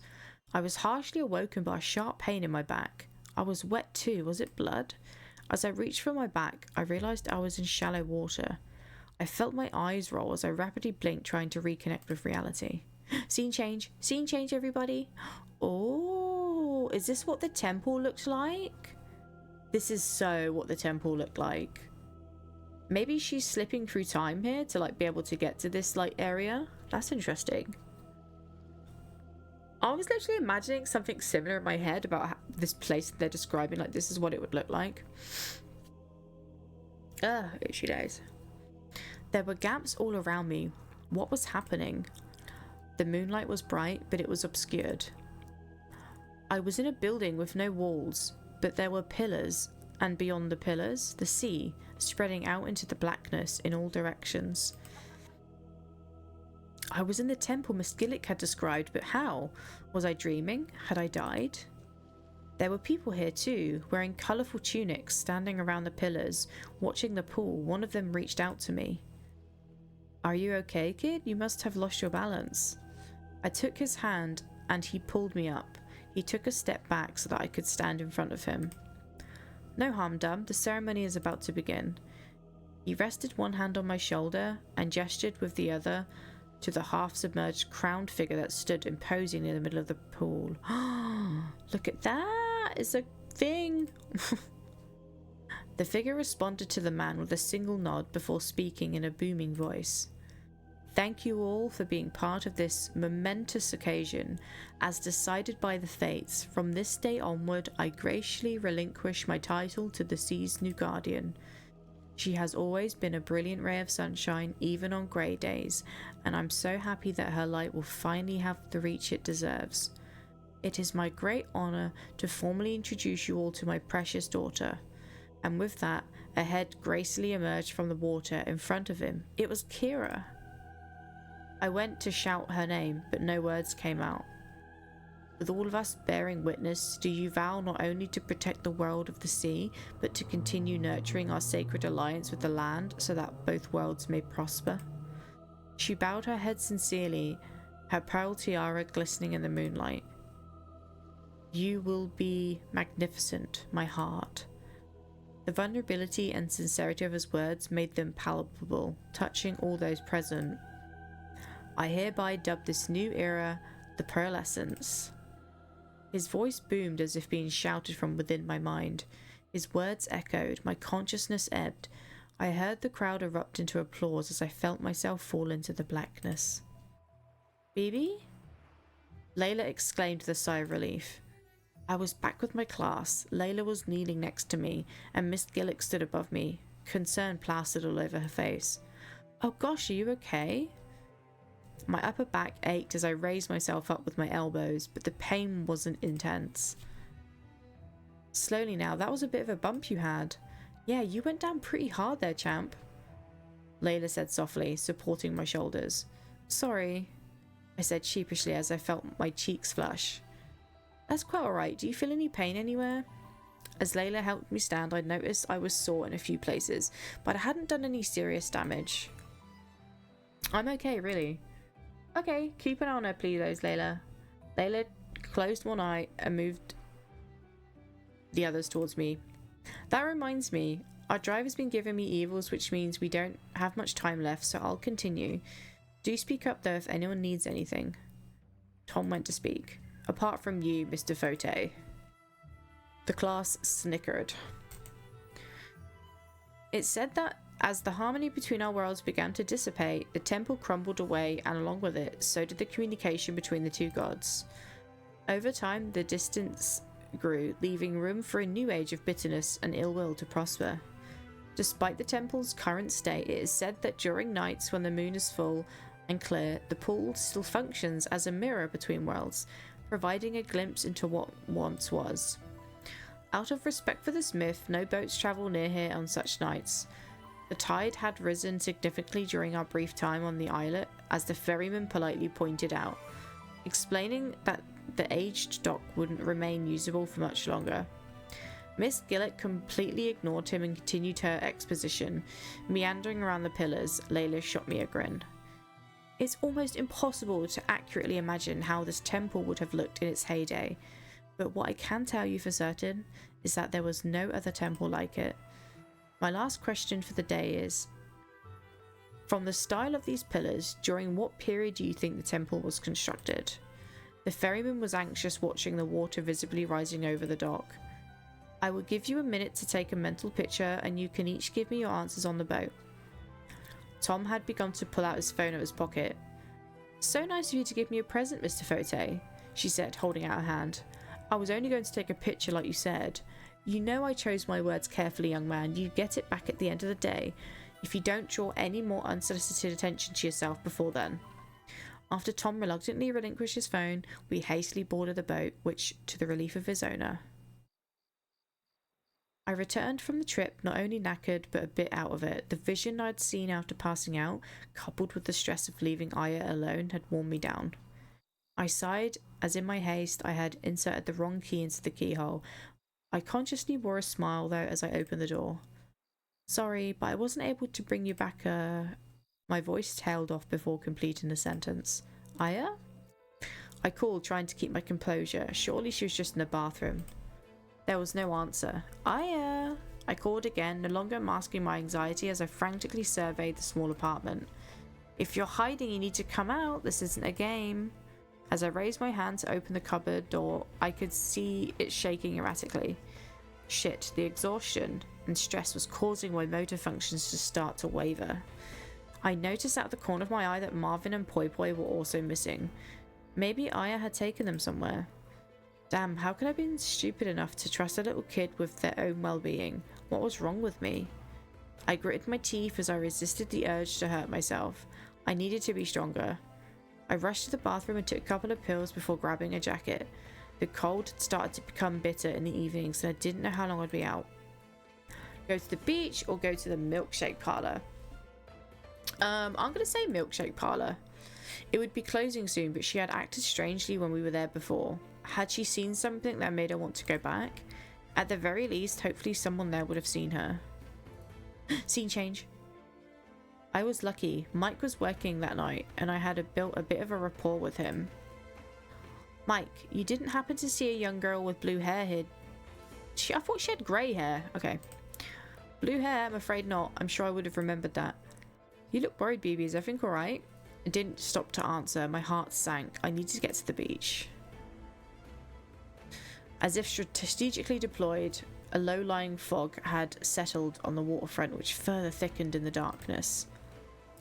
Even the moon seemed unwilling to assist, barely penetrating the fog. The fog. All this meant that I was only able to see a few feet at best. Fuck. It's so weird that they're swearing in this. With sight ruled out, I instinctively switched to another sense. Ah, yeah. I screamed with every bone in my body. I tried to dampen the sound of my sharp breathing as I listened for a distant cry for help, but there was only the sound of lapping waves. Ah, yeah. I clenched my fists tight, trying to prevent my gasps for air from lapsing into sobbing. Someone, anyone, I need help. I felt my knees quiver and tears start to run down my face, until a sudden high-pitched whistling came from the rocks behind me, prompting me to quickly rub my tears away. A shadowy figure, barely visible, ran through the fog and towards the cliffs. As she passed me, she looked over her shoulder and gestured for me to follow her. I couldn't quite make out her face, but I could see it was full of pain. Melody? I could no longer see the figure, but I knew where she was going. She was running towards the cliff top I'd taken Aya to a few days earlier. I battled my way as quickly as I could through the fog, tripping over hidden rocks on the way. As I approached the cliff face, I heard the whistling again, but it was more human-like this time, more like a call. Aya! I called breathlessly as I battered and bruised but fought my way up the cliff. As I approached the top, the whistling became more melodic, until it evolved into a voice. Aya's voice. Oh, she's up here singing again. The music's really pretty in this. I do like the soundtrack, actually. I think that's like such a good thing to get done in a game like this. You've got to have good songs, good soundtrack. Although the epic sort of battle music's quite scary. Look how pretty the scene is. It's a shame I can't hide this, because I'd like to like see the full image.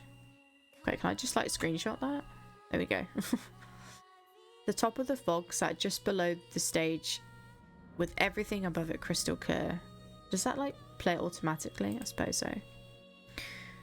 It was as if I had entered another world, somewhere beautiful and magical, disconnected from the weight of reality. Aya stood at the edge of the stage just as she had before, hands clasped, only this time she was illuminated by the spotlight of the moon. She was singing the same song as before, only this time there was no hesitation. She was singing with every fibre of her being. Yeah, it sounds really like punchy this time compared to earlier.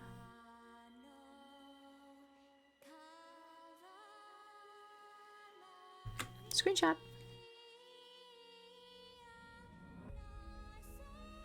Yeah, it sounds way more punchier now.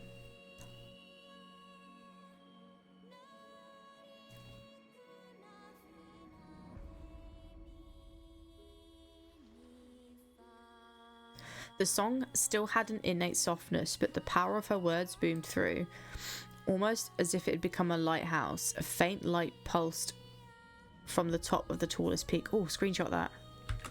Screenshot? I hope I got the light there. I think I did. Just in case I didn't though. Okay, I think I got the light there. Something about the song began to shift. At the end of every other line, a distant voice harmonized with the last few words. Someone singing to her? As the harmonies became clearer, so too did their origin. A ghostly figure hovered behind Arya, her hands resting on Arya's shoulders. Oh, cute! I'm trying to get like the glowing background.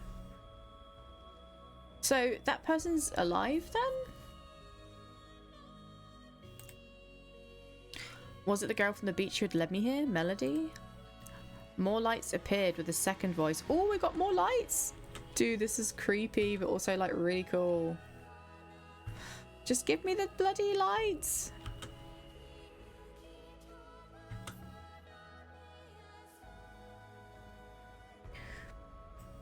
It made the thick cloud look almost solid, like a rainbow walkway to the center of the sea. Maybe it's a magic spell or something. The song evolved into a duet as it reached a crescendo. That's so cute.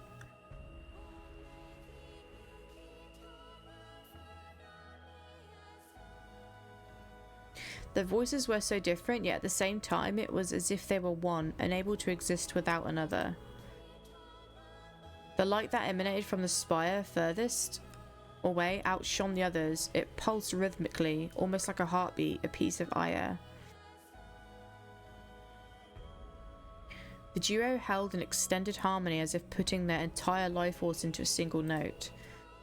Melody's hair, oh, it's changing, turned snow white as her voice waned, and in a split second everything came crashing down.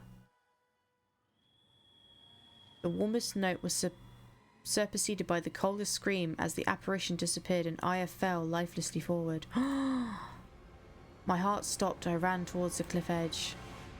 Aya lay unconscious on top of the clouds, having only fallen a few meters. The glow intensified beneath her.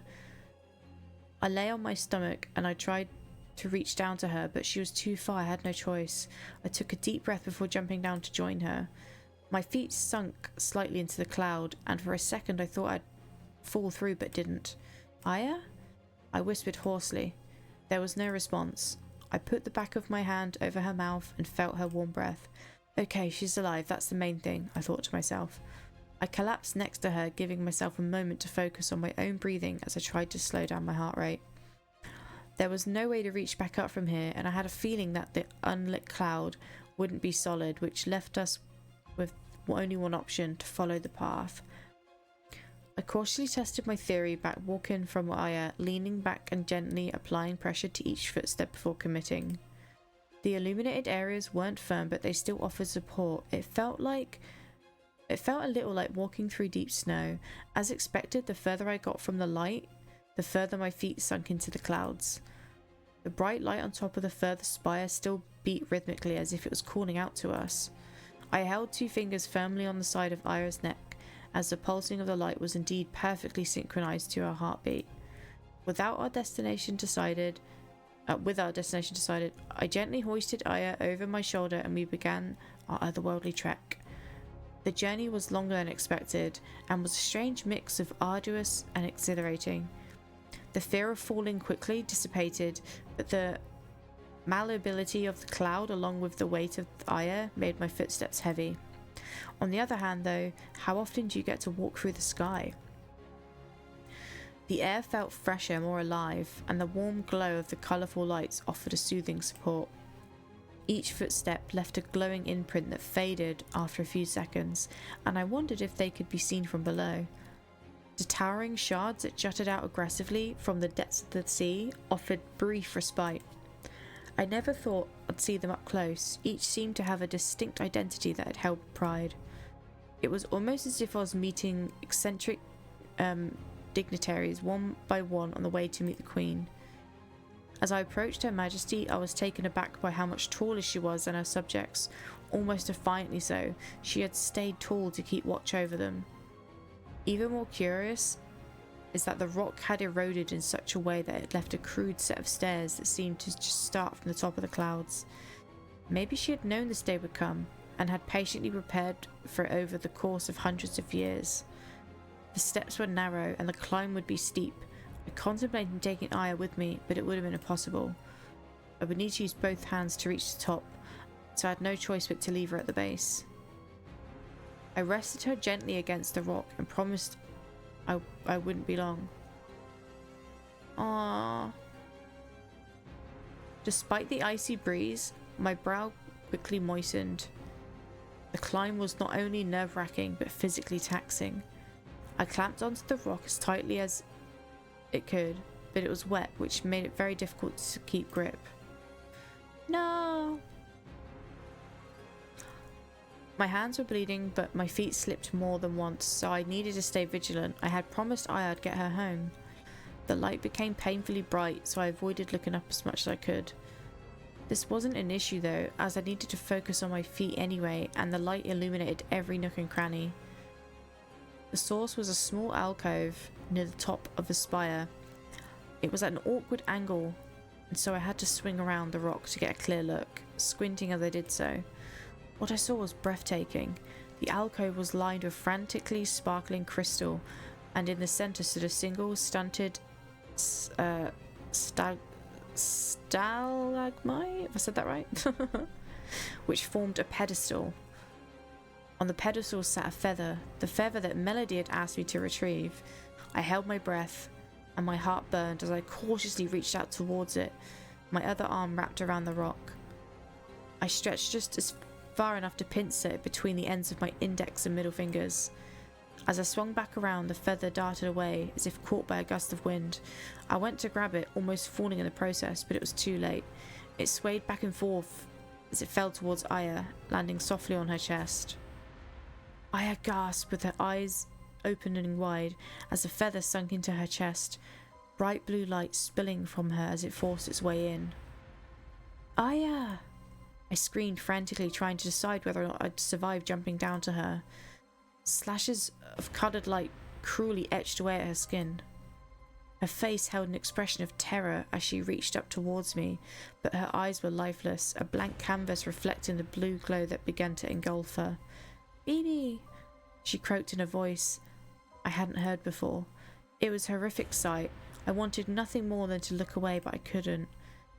As she tried to stand up, the light beneath her disappeared and she suddenly fell straight through the clouds.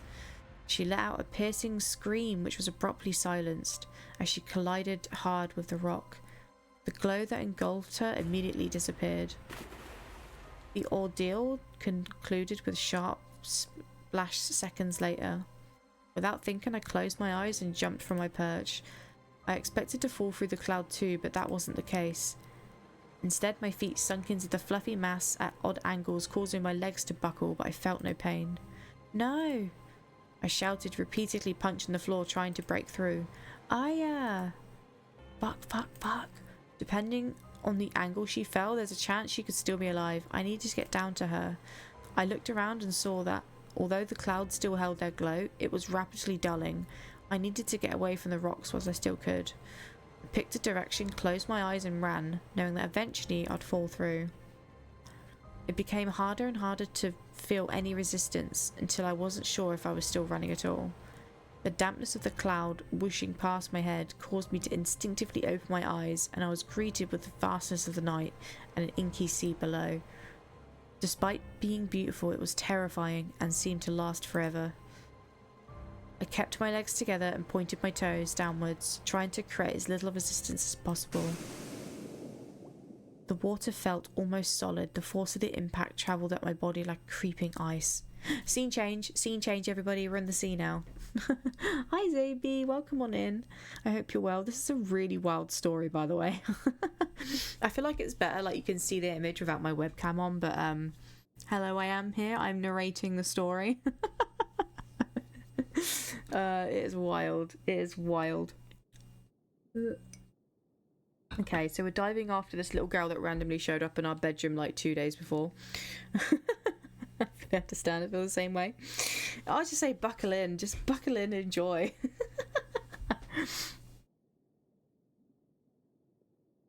Almost thought it was voices in my head. Also, don't think I've ever heard of this one. Yeah, it's called Iridescence. It's on Steam. And it's just a story, I guess, but it started off a bit dark and it's getting darker, it seems. There is some like cute moments, but still trying to get my head around the fact that we're just some random bypasser that's now taking on this responsibility of someone falling in love. I don't know if I'm the one who fell in love with this Kira person or someone fell in love with this Kira person. I don't know. And then we've got to learn about the sea god thing, deities of the sea, and if they're on land, they have to suck the soul of a human every lunar cycle, or at least that Kira girl did. Bearing in mind, they're all of like school kid age as well. And then after months of her being ripped back into the sea because she decided not to kill the person she fell in love with, the girl moves on with her life a little bit, and then randomly one day some other sea sister comes out of the sea and is like, we need your help. And then the next day a little girl, random younger girl, arrives in our bedroom, and then we also have a friendly crab that talks to the girl. It's a really weird story, and now we're going out of our way to save this random little girl who's definitely from the sea and is a bit weird but has a really nice singing voice. So that's where we're at. I thought there was going to be more questions in this game, like a bit more questionnaire, like multiple choice or even romance stuff, but I'm unsure what's going on, but I'm still going to narrate it. It's a really cute story, I guess. The music's interesting, but I'm going to carry on narrating. This is, yeah, it is a cozy stream after all, but think of it as like an audible by BB reading this game. The shock caused me to gasp, leaving me with a lung full of salt water. Ugh. I spluttered as I frantically tried to clamber my way to the surface, but it was hopeless. No matter how hard I tried, it wasn't getting any closer, and I had no energy left to draw from. I painfully gasped for air until blackness prevailed, and I was gone. Scene change, everybody. The next thing I remember is looking over to see Kira manoeuvring herself closer to me so that we were lying side by side. Oh, this is the Kira that someone fell in love with, right? The dense water acted as a mirror for the bright blue sky that beamed down on us, casting dancing reflections over the misshapen walls. Wait there. 2 secs, everybody. Hopefully, there we go. Hopefully it's not too loud. It should be alright, right? The music's fine. Yeah, music's fine. Okay. We were back in the hidden grotto together, but how? We should just stay here forever. Kira uttered, her voice fey, as if speaking directly from her subconscious. Those words, this place, it was the happiest moment of my life. I had longed to get this moment back, to get Kira back, after it had all come crashing down. Had I been given a second chance? Kira, I felt tears stream down my face as I tried to find the words. It's okay. I know. Do you know, I just realised, if I'm the one that fell in love with Kira, first of all, I'm just a bystander, I'm just an NPC here, I should have chosen boy at the start, because this feels weird that I'm playing like a sort of lesbian point of view. Like, because the game asked me what gender I was, and like at the start, if you were non-binary, you'd be called a legend, like by the sounds of it. I don't know, I'm just like, now I feel weird because it's not something that I am, and I'm like, I know I'm reading the story, but I feel like they shouldn't have even bothered to ask, like it's unnecessary. Because now I'm like, wait, what's going on now? Are you lesbians? Alright, cool, alright. I don't know, I feel like we didn't need that. Any name would have sufficed, because it doesn't look like we're romancing people either. I thought it was going to have like that sort of like similar dating sim or Doki Doki style in a miniature version, but something similar to that. Anyway, I felt a surge of warmth course through my body at her touch. It was as if I had been brought back to life, or so I thought. The warmth quickly evolved into an uncomfortable heat until the water around us bubbled. Oh, that's a bit strange. I just farted. I looked over in shock at Kira, who just smiled menacingly in return. Her skin and mine were rapidly growing pink as we lay there, being boiled alive. Sounds about right. I went to speak, but no words came out. Kira suddenly leapt up and punched down on my chest forcefully, pushing me underwater. That's a bit mean. I woke up spluttering, the stabbing pain in my chest searing as I gasped for air. Scene change! Scene change! The scene had been in my head, but the pain was very real. My skin felt as if it was on fire from the heat of the sun that the white sand around me greedily gobbled up. I ached from the inside out, but somehow I was alive, and even through the pain, I was happy that I'd woken up at all. The shock had triggered a fight or flight response, and I felt an overwhelming sense of urgency. Every inch of me hurt, but I was able to override the pain and talk myself to safety. I was taking fast, sharp breaths, and even though my lungs felt like they were on fire, I started by slowing my breathing before gently making my way out of the sun. I propped myself up against a nearby tree and took a moment to get my bearings. I had washed up on the neighbouring cove. It was a little tedious to get to, but I was still surprised there wasn't another soul in sight. For a moment I wondered if I was perhaps in another dream, but despite its intensity, the sun was still fairly low in the sky. It was still early. Most importantly, I knew my way back from here. Every step home was not only physically taxing, but mentally taxing too, as the image of Aya reaching up to me as she fell didn't leave my mind for a second. Scene change. I awoke the next day, still sore, and through, and the epicenter of which was most definitely my chest, but as I also felt somewhat able to function again. I'm not sure if it was the intensity of the dream or if I was still in shock, but the events of the previous night didn't feel real. I felt disconnected, as if I had been merely a bystander watching a twisted play unfold. I hobbled to the bathroom and ran a cool shower. I was pleased to see that I was a lot less sunburnt than I'd anticipated. I knew I needed to look after myself, but I also needed to try and make sense of what had happened. I promised I'd look after her, and I couldn't fail. It wasn't an option. Aya had barely seemed herself when she fell, as if the power of the feather had consumed her. It was a chilling sight, but maybe, just maybe, that power was able to save her? The feather may have been what Aya was searching for all along, the reason she came to our world. It was a part of her, her missing piece. But that would mean I needed to find her. She needed to be okay. My mind raced, but my body was useless. I forced myself to sip water and nibble on crackers as I slowly regained some strength. Physically, I felt significantly better the next morning, but that only seemed to create more room for the anxiety to grow. Thankfully though, the sense of gratitude I'd felt when waking up on the beach still also lingered. Most importantly, I was alive, and therefore, it wasn't over yet. I desperately needed sugar, so I decided to treat myself to a milkshake and pastry for breakfast. In the back of my mind, a part of me hoped Aya would be sat there waiting for me. I got another achievement, apparently. After ordering, I went over the rail just as Aya had done, hoping to see what she had. So I drinkies. There's a shell there. I absent-mindedly sipped on my limited edition shake. As I scanned the coastline, to my surprise, something definitely was different. I clicked a shell. Oh, I didn't know we could do that. Can we click the environment? Okay. I didn't know. I thought we just had to click the bubble. Okay. Oh, that's where we were. Look. That's the place that we were at before in the background. It took me a minute to clock it, but the spires that jutted out from the sea, they weren't as tall or severe looking. There was also one missing, the one that the feather had been on, but how could that be? Look at Layla, look at her, slaying. The creme brulee cheesecake shake. I knew you had good taste. Layla tapped the top of my cup with hers. What are you doing here? I asked, surprised to see her. She ignored my question and continued. It's actually thanks to me you're drinking it, you know. I raised a single brow.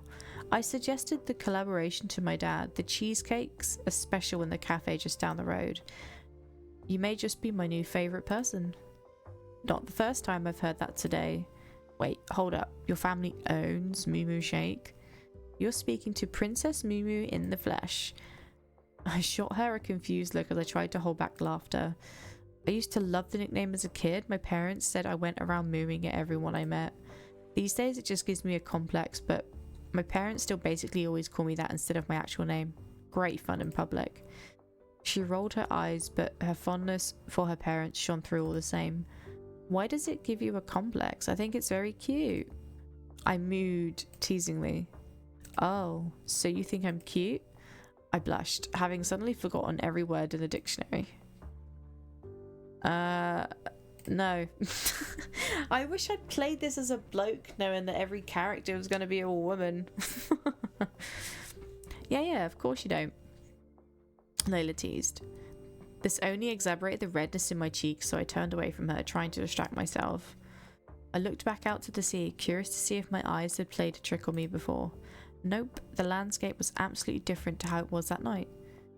Could it be? No, surely not. Yeah, look, because it's missing the big tall one, right? Could it be? Say, Layla, I know this is a silly question, but you know those stacks? I think they're called... that lead out to the sea to the shore over there? I gestured to the opposite end of the cove. Layla nodded but looked confused. I hesitated. Do they look any different to you? Layla studied them for a moment. I'm not sure I've ever properly looked at them before, but I don't think so. My shoulders slumped. Is everything okay? I paused, contemplating whether or not to tell her the truth. I'm gonna tell the truth. It's a long story, but I'm looking for someone. I trailed off as I didn't know what else to say. She's important and I'm worried something bad's happened to her. Layla's eyes widened. Where should we start? Start? We can split up if you think that would be best. Her eyes were fierce, but emanated kindness. I felt a lump form in my throat. Thank you. I really do appreciate it, but I'm sure you have plans today. I'll be fine. I wanted nothing more than to feel alone in this, but I also knew she wouldn't understand. How could anyone? It's non-negotiable, I'm afraid, so I'll be splitting up or sticking together. Let's stick together. 2 heads are better than 1. The problem is I don't know where to start. It's annoying because I feel like the answer's there somewhere. I just can't pinpoint it. How about retreading your footsteps? Where was the last place you saw her? My chest tightened, which stung. The beach? Well then, shall we? Now I want to look for shells in everything, by the way. If you see a shell, we need to get the shells. Any shells? I don't see any shells. Okay. I described Aya as we made our way to the shore. I made a conscious effort to be as truthful as I could, but at the same time, I had to keep the story within the confines of believability. I told her that I thought she could have swum out to sea, that she might have drowned. Layla stopped and put a hand on my shoulder. I didn't turn to face her. We'll find her. She left a few seconds for the words to sink in, before patting my shoulder once more, and we continued walking. If something like that had happened, she would have washed up on the shore. It's a cove, so the currents always bring everything back to the beach. Layla was right, of course. I had experienced it firsthand. We searched up and down the coast for hours until we were sure we'd explored every small cave and alcove. After that, we asked around at the places that overlooked the beach, but no one had seen anyone matching Aya's description. I wondered if I was going mad, but Layla's positivity never faltered, even for a second, which kept me together. We decided to head further inland as the sun sank lower in the sky, until Layla's pace slowed significantly. I turned back to see her standing there, looking at her feet. I went to speak, but she beat me to it. There's something I can't shake, something I had forgotten for a long time. Hearing the description of her again and again has brought the memory back. I don't know what it means, if it means anything at all. Her thought trailed off. I could tell she was about to say something on the lines of never mind, but I didn't let her. Please, it could be important. Layla was visibly uncomfortable, keeping her head down. I was really young. It was one of my earliest memories. I remember being taken aback at seeing my parents weep. I don't think I'd realised they could cry too. They said it was a tragedy, that she was only a little older than me. Ooh, look, that's her. That's so her. It's strange. I had seen her that afternoon before. A young girl like that would have usually disappeared into the crowd, but she stood out with her pale blue hair. It seemed to almost change colours in the sun. At some angles it looked on a greener hue, the others it looked almost blonde. I felt my heart rate rise. I'd never seen anyone like her before. In my head, she was a princess that had escaped her castle. I didn't see her parents with her, but she walked with a sense of poise, the sort of confidence you never see in someone so young. She must have felt my eyes on her as she looked over at me through the crowd. She smiled and waved when she saw me. I remember feeling butterflies in my tummy, but I mustered up the confidence to wave back. I wanted to go up to her, but she only stopped for a moment. She seemed to be on her way somewhere. When I got up the next morning, my parents were standing awkwardly in the kitchen looking up at the TV. They'd stopped midway through whatever they were doing. I looked up at the TV too and saw the girl from the market. She was lying face down on the beach. "Mummy, it's the princess. What's wrong with her?" I yelled. They said the look on my face broke their hearts. Layla looked up at me and tears were running down my face and splashing off my shoes. Her eyes welled up too. A young girl had been found washed up on the shore by a dog walker. The pretty girl who waved at me that day before, she had drowned. No one knew who she was. She was never identified. Baby, do you think that was Aya? Tears now also round down Layla's face. Layla's story plus all the people had asked, no one had seen her but me. It could only mean one thing. I didn't know what to say. I didn't think there was anything I could say. I wanted to be alone. Sorry. I mustered up without looking her in the eye. I turned and started to run. "No!" Layla shouted defiantly, wiping her face with her palms. "This isn't over yet. We're in this together, remember? I need to know. For me." She was right. I shouldn't have involved her, but I had. She had unquestioningly trusted me. I owed her my trust too.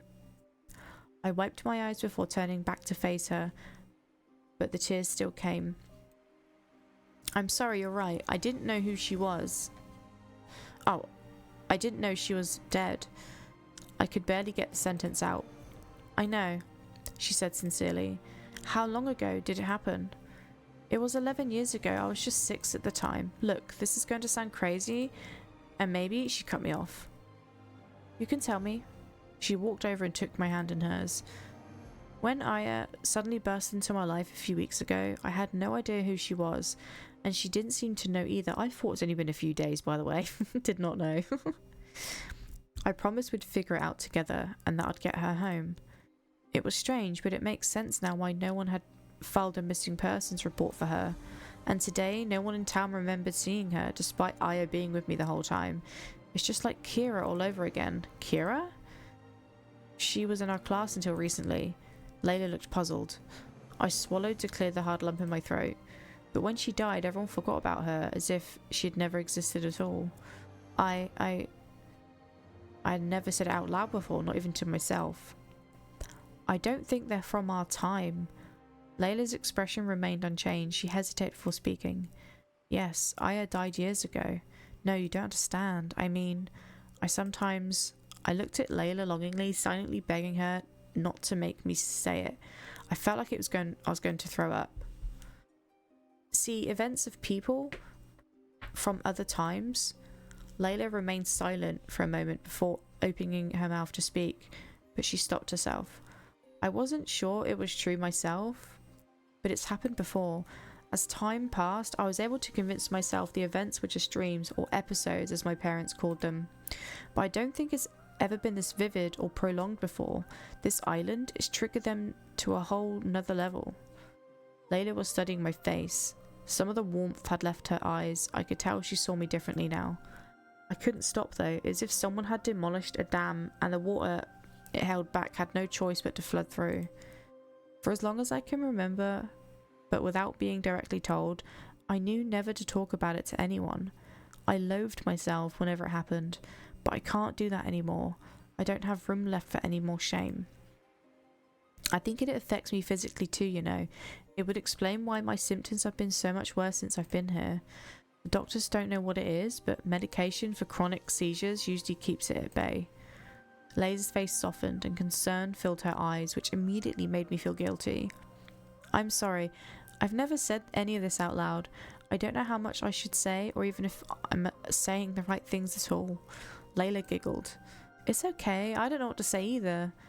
I used to think I was crazy, and I'm still unconvinced I'm not. But multiple times I found out that the person I met had existed. Someone I could never have heard of. Just like Aya. There have even been a couple of times where I've seen something happen years beforehand, like when I thought my brother had died. When he came bounding into my room the next day, I screamed as I genuinely thought he was a ghost. He didn't die for real until years later, exactly as I'd seen it. That's terrible, because I'd asked him how he was alive after a crash like that morning after. I think my parents think I somehow willed it into existence, decided his fate for him." Or maybe they don't. I honestly don't know. I know I have to relocate for my own good, that I can't be found out, but they've never wanted me around. I generally don't think they like me. I mean, I think they love me, but yeah, I don't think they like me. Layla walked over to me and pulled me close to her, wholeheartedly embracing me. I hadn't realised until that moment that the emotion I'd felt for Aya, for Kira, had left me. I felt nothing in that moment but guilt for making Layla upset. "I'm sorry," I whispered. "Hey, it's okay, we'll figure this out," she said gently. I hadn't expected this. I don't know if she believed me, maybe it didn't matter.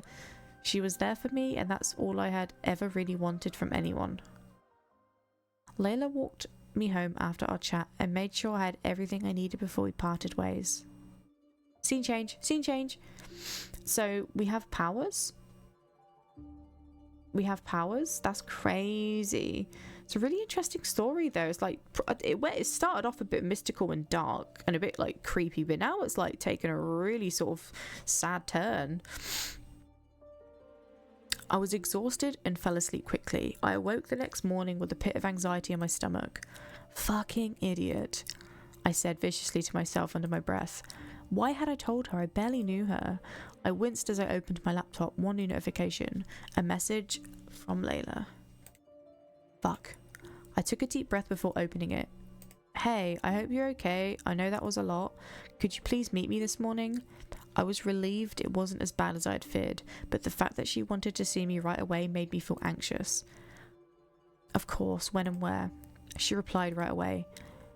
"I'll grab us breakfast at Moo Shake and we can go for a walk." "I'll get the breakfast. It's the least I can do."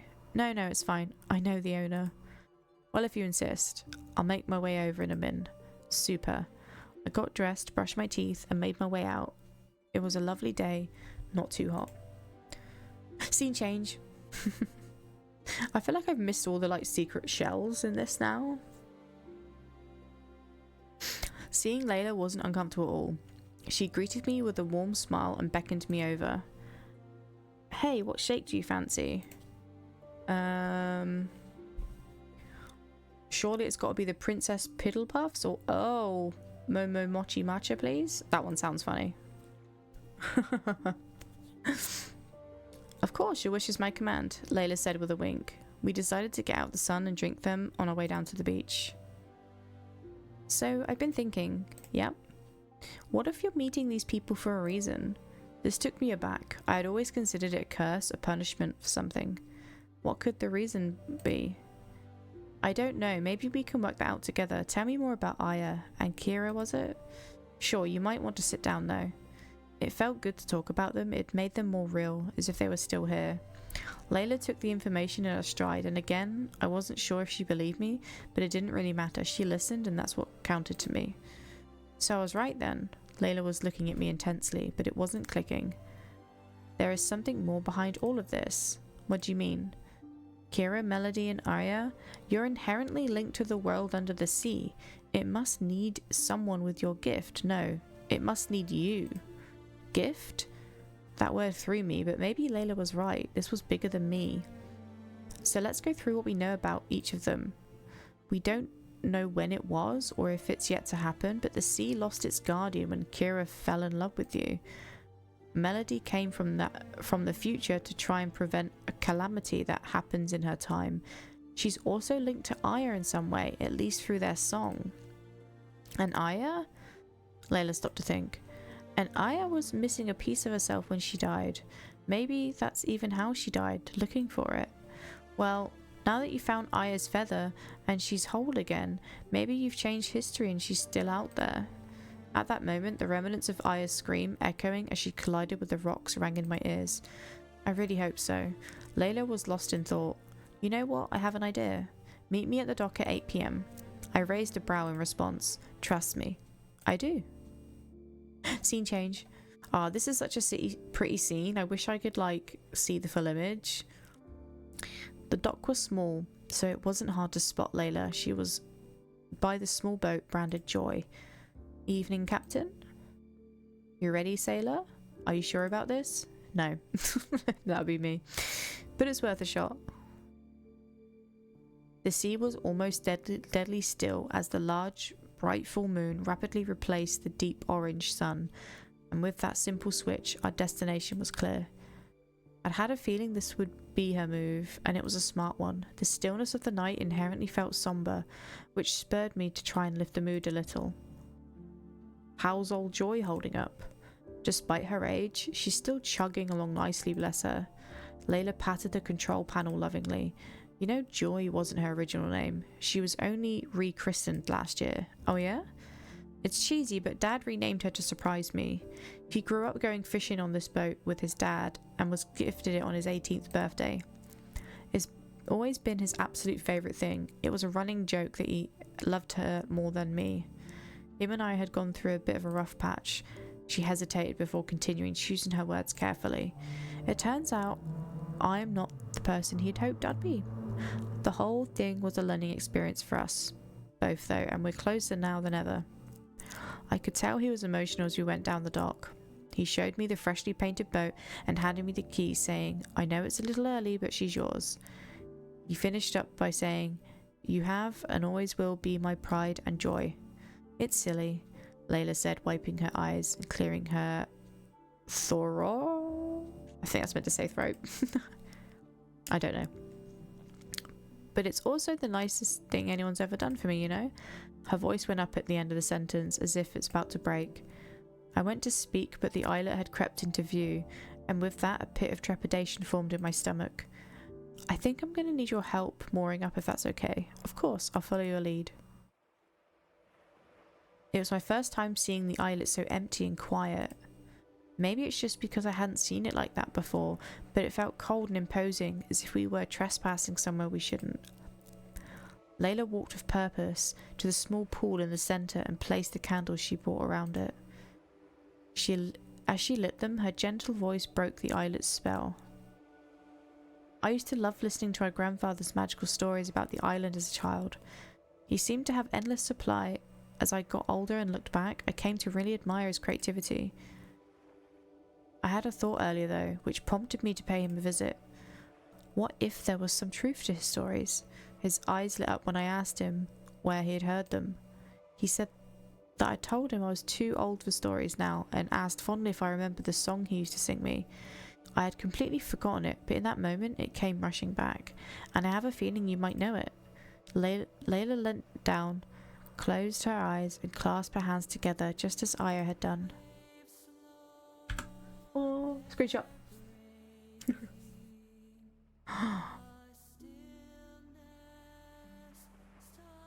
The English version?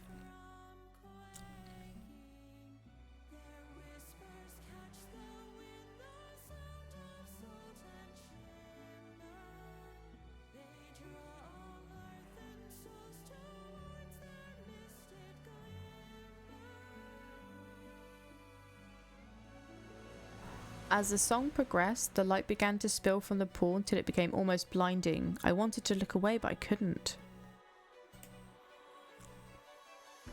When the song reached its crescendo, a figure suddenly jumped from the pool high into the air.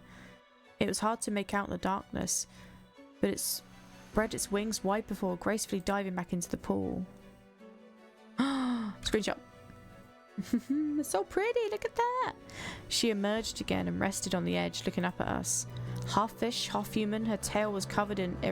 That's a really loud bike outside. Covered in iridescent scales which continued up her body, gradually dispersing as they got further from her source. She also possessed beautiful scaled wings that shimmered wildly in the moonlight. Despite her now looking our age, I recognized her immediately. Aya? She looked through me, unable to connect, but the side of her mouth raised slightly. Layla, who had previously been paralyzed by shock, gasped and stepped away. Ayasal. It has been a while since I heard that name. She spoke with multiple voices at once, but no emotion. I could tell this wasn't by choice. It's really good to see you, I exclaimed, trying to hold back the tears. She bowed her head in silent response. Otherworldly power emanated through her every movement. I have awakened. I owe you my thanks. Screenshot. She held her hand forward, palm up. I gently placed my hand on hers. It didn't feel like human skin. She was covered in a greasy film of some kind. She locked my hand in place with her long fingers and gripped my wrist firmly with her other hand. Her grip tightened and I felt a burning sensation. I tried to pull away, but I couldn't. She had me locked in place until suddenly she let go. The skin where she gripped had been replaced with a crude band of iridescent scales that wrapped around my wrist. With this, we are linked. Use it to save my sisters, I implore you. She bowed deeply, her scales glimmering beautifully in the moonlight. Thank you, Bibi, for everything. Truly. She dove back under the water, and with it, the light of the pool faded away. The night suddenly felt cold and my legs were like jelly, but I stayed standing. I looked over at Layla, who stood rigidly, mouth agape. This time, I placed my hand on her shoulder. You kept your promise, thank you. Without looking at me, she pulled me into the tight embrace and whispered softly, Of course. You should know by now we're in this together. I didn't know what to say, but I instinctively squeezed her a little tighter in response. Scene change! Scene change! My time on the island had been grueling, subjecting me to levels of pain I hadn't thought possible, but I had gotten through it. It had also been beautiful. There is so much magic in the world, and I'm grateful to have been allowed to see just some of it. Most importantly, my time with Aya and Kira had been pivotal. In helping Aya become whole again, I had also found myself, and with that I was no longer hiding. I finally knew who I was, and for the first time in my life, I could say that I liked myself and was proud of the life I'd built. And with that, my decision was easy. I stayed on the island after my exams. It meant cutting all ties to my family, but that wasn't as painful as I'd anticipated. In fact, it was freeing. As the months passed, by opening myself up, I truly became a part of the community. The people of the island genuinely cared and looked after one another. I felt safe and protected. I got a lot out of helping to make daily life a little easier for the older generation. They had taken a shine to me as I was outspoken about preserving the island. Bonded for life, of course, Layla and I became closer, and as the months passed, I naturally made other great friends who were there for me in the same way. I knew there was more work to do, that the puzzle wasn't yet complete, but searching for those pieces no longer took away from the beauty that had previously eluded me. The beauty of the everyday. Whoa! I feel like that's not the end of the story. Like there's another story to go from there. But she stayed on the island. Don't forget, they're only like school age as well, so this isn't like adulthood. I feel like we definitely could hear like another part of the story, or was this like a prequel to something? I don't know. I feel like we only just got to like to the evidence, or like the story. I don't know. Like I have questions. I have questions.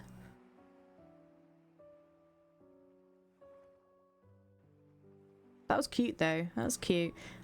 It did start off a bit weird, I will say. It does throw you in.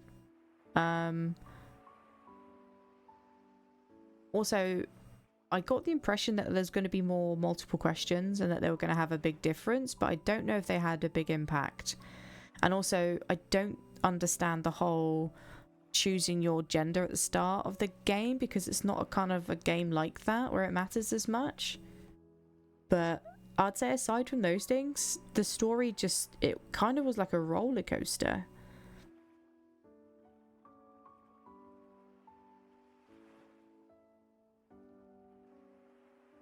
I do like mystical stories though. I'm just trying to figure out, I have questions. What happened to Marvin? What happened to our little crab? Did Aya chuck him off the cliff when she was singing? Was he even real?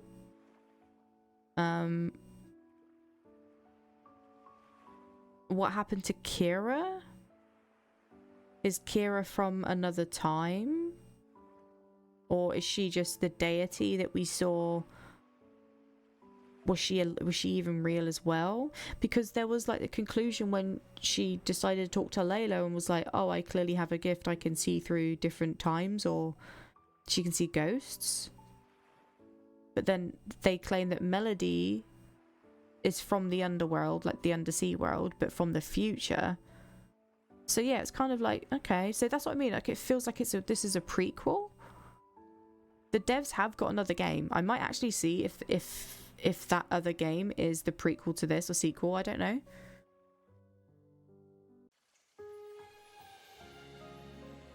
Oh look, she's a mermaid now. She's a mermaid now. Because when we first started playing this, she was like a little girl in a dress, but now it's a full-on like mermaid creature thing. The whole like feather as well, like I don't know, maybe I just didn't understand. It is strange, yeah, that is strange. I do have questions. It was a really cute story though. I feel like I read it well in the end once I could focus. There's actually achievements in this, by the way. I only have 2 achievements apparently.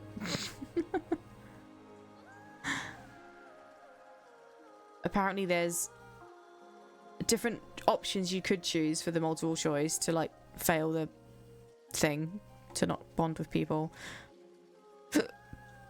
It's a shame that you couldn't like minimize that the subtitle box, because I would have loved to have seen the backgrounds a bit more fully. They you do get a press kit though, so I can see some of the thumbnails, but it's not every single scene. I'm gonna have a look.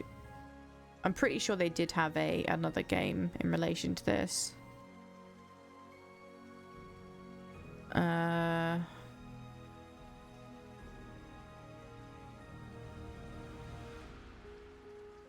Let's click on the developer. Got the soundtrack. So the other game they had came out in 2015 and it's called Always the Same Blue Sky. A gripping seaside adventure following the connection of 2 young souls, each unknowingly helping the other make sense of the world that seems senseless. Complemented by breathtaking artwork and addictive soundtrack, this charming tale will definitely suck you in and leave a lasting impression. This is not your typical visual novel. Always the Same Blue Sky approaches the medium from a fresh new angle, a gripping tale with no filler, no pretense, complemented by breathtaking artwork and addictive soundtrack. You can't afford to miss this amalgamation of young talent. You play as a thoughtful young soul bumbling your way through late adolescence. You've been through a lot for your age and consequently are a little numb. This is why you don't bat an eyelid when out of the blue you're transferred yet to another school and yet another remote location. Little do you know the small island is nothing like the others, that the events that occur on it will change everything. In an already niche genre of storytelling, Always the Same Blue Sky stands out as truly unique seaside adventure, a timeless tale of love and mystery. Oh, there's Iridescence above there too. Iridescence. A truly epic sequel. Iridescence is out now. Okay, so Always the Same Blue Sky. The game that they... So I've just played like the sequel basically. But the devs made a game in 2015. It's another visual novel like this. And it's based obviously in the same town. But it's when our character met Kira. So that's why we have no idea about Kira in this game, because we need to play that Always the Same Blue Sky, which come out years and years ago. But I'm looking at the screenshots and it's Kira. So it's our character meeting Kira or something like that. We get a bit more story on that. So this is what happens afterwards. I still have questions. Like, this novel has definitely like opened my mind up to like question multiple times and whatnot. It's very cute though. The soundtrack is really nice.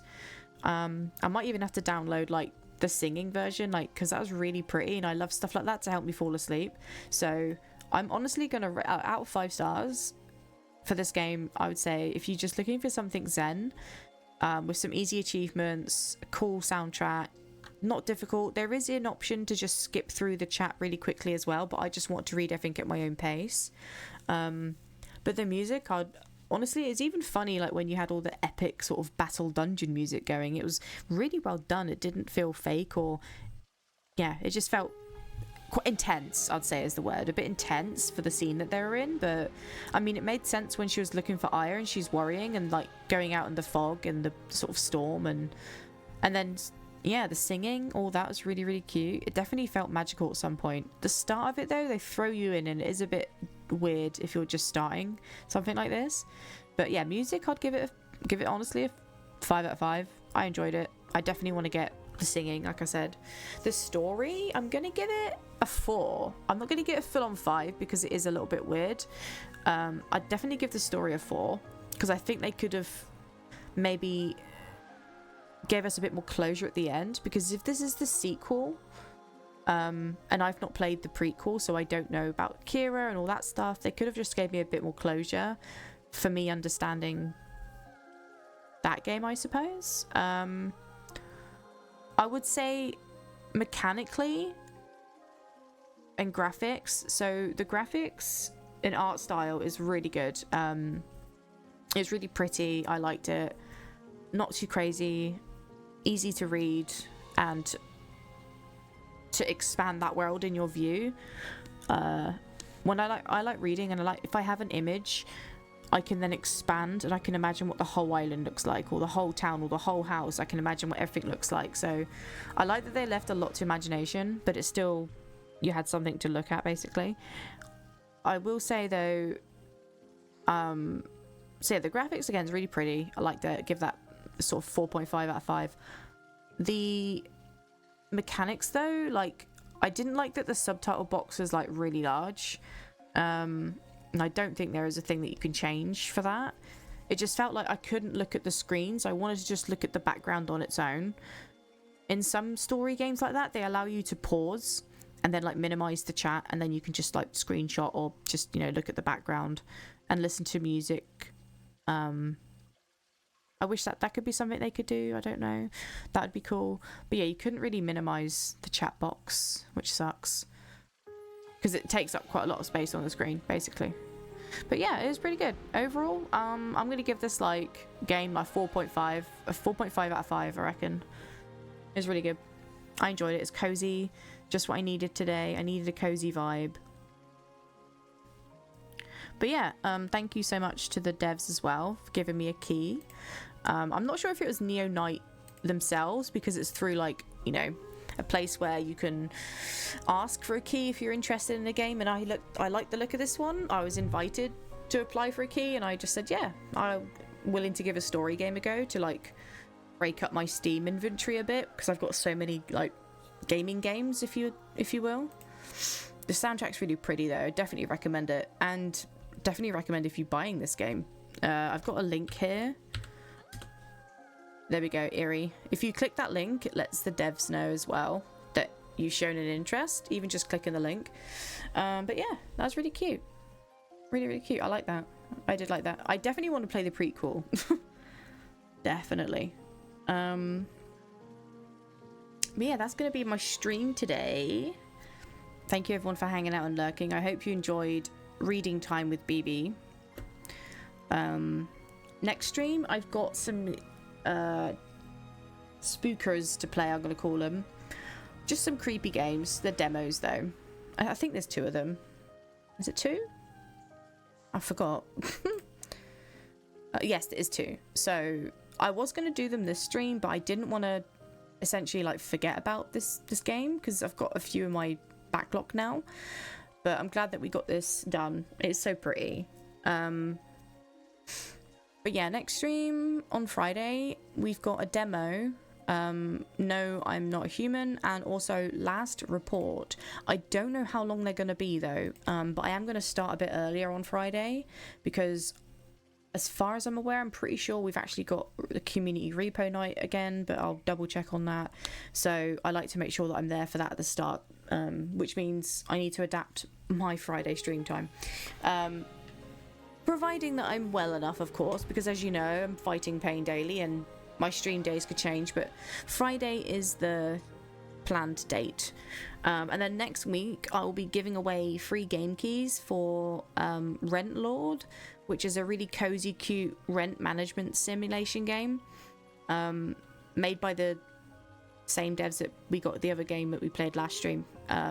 They've been really kind. They gave us a load of free game keys. So yeah, I'm going to keep an eye out and keep playing those games. If you would, I'd really appreciate if you went and watched my latest YouTube video. Subscribe to my VOD channel. I'm going to upload this to my VODs channel as well, in case you missed the stream. But yeah, other than that, I'm going to hang out in Discord for a bit. If anyone wants to come and hang out with me, you're more than welcome to. And I'll see everyone on Friday. Yeah, the game was really interesting. It's a really weird story, but I hate goodbyes. it's not forever.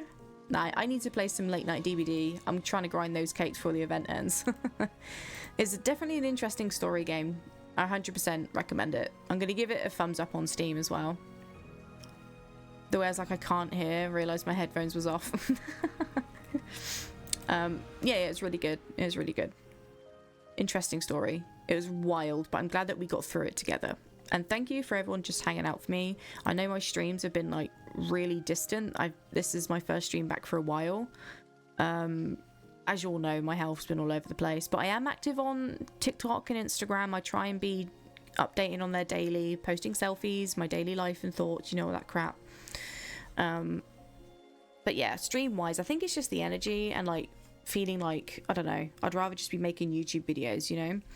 And my YouTube video has got a bit of attention. I knew it would because it's killing floor related, but yeah, I'm really glad that it's had a positive outlook so far. But I will try and be streaming more often, so thank you for everyone who still comes to my streams and lurks. I really do appreciate it, and supports my YouTube, obviously. Hopefully going forward though, I'm going to be committing to streaming a few times a week. Maybe we can build up our regular viewers again, because where you don't stream often, people sort of forget about you. That's the sad reality of Twitch, but I needed a week off basically. But yeah, I'll see you guys on Friday, hopefully, fingers crossed. Like I said, if all else fails and I can't be live Friday, it'll either be Friday or Saturday. I try and keep them close together, but Friday is the day. But yeah, I'm gonna head off. I'm not gonna raid anyone. Definitely recommend this game. Here is the link again if you just want to go and check it out. Really recommend it. But yeah, that's gonna be it for me. Good night, everyone. I'll see you on Friday, if not before, in Discord. Feel free to hit me up for games, which I'm gonna do now. But yeah, good night, everybody. See you soon. Bye bye.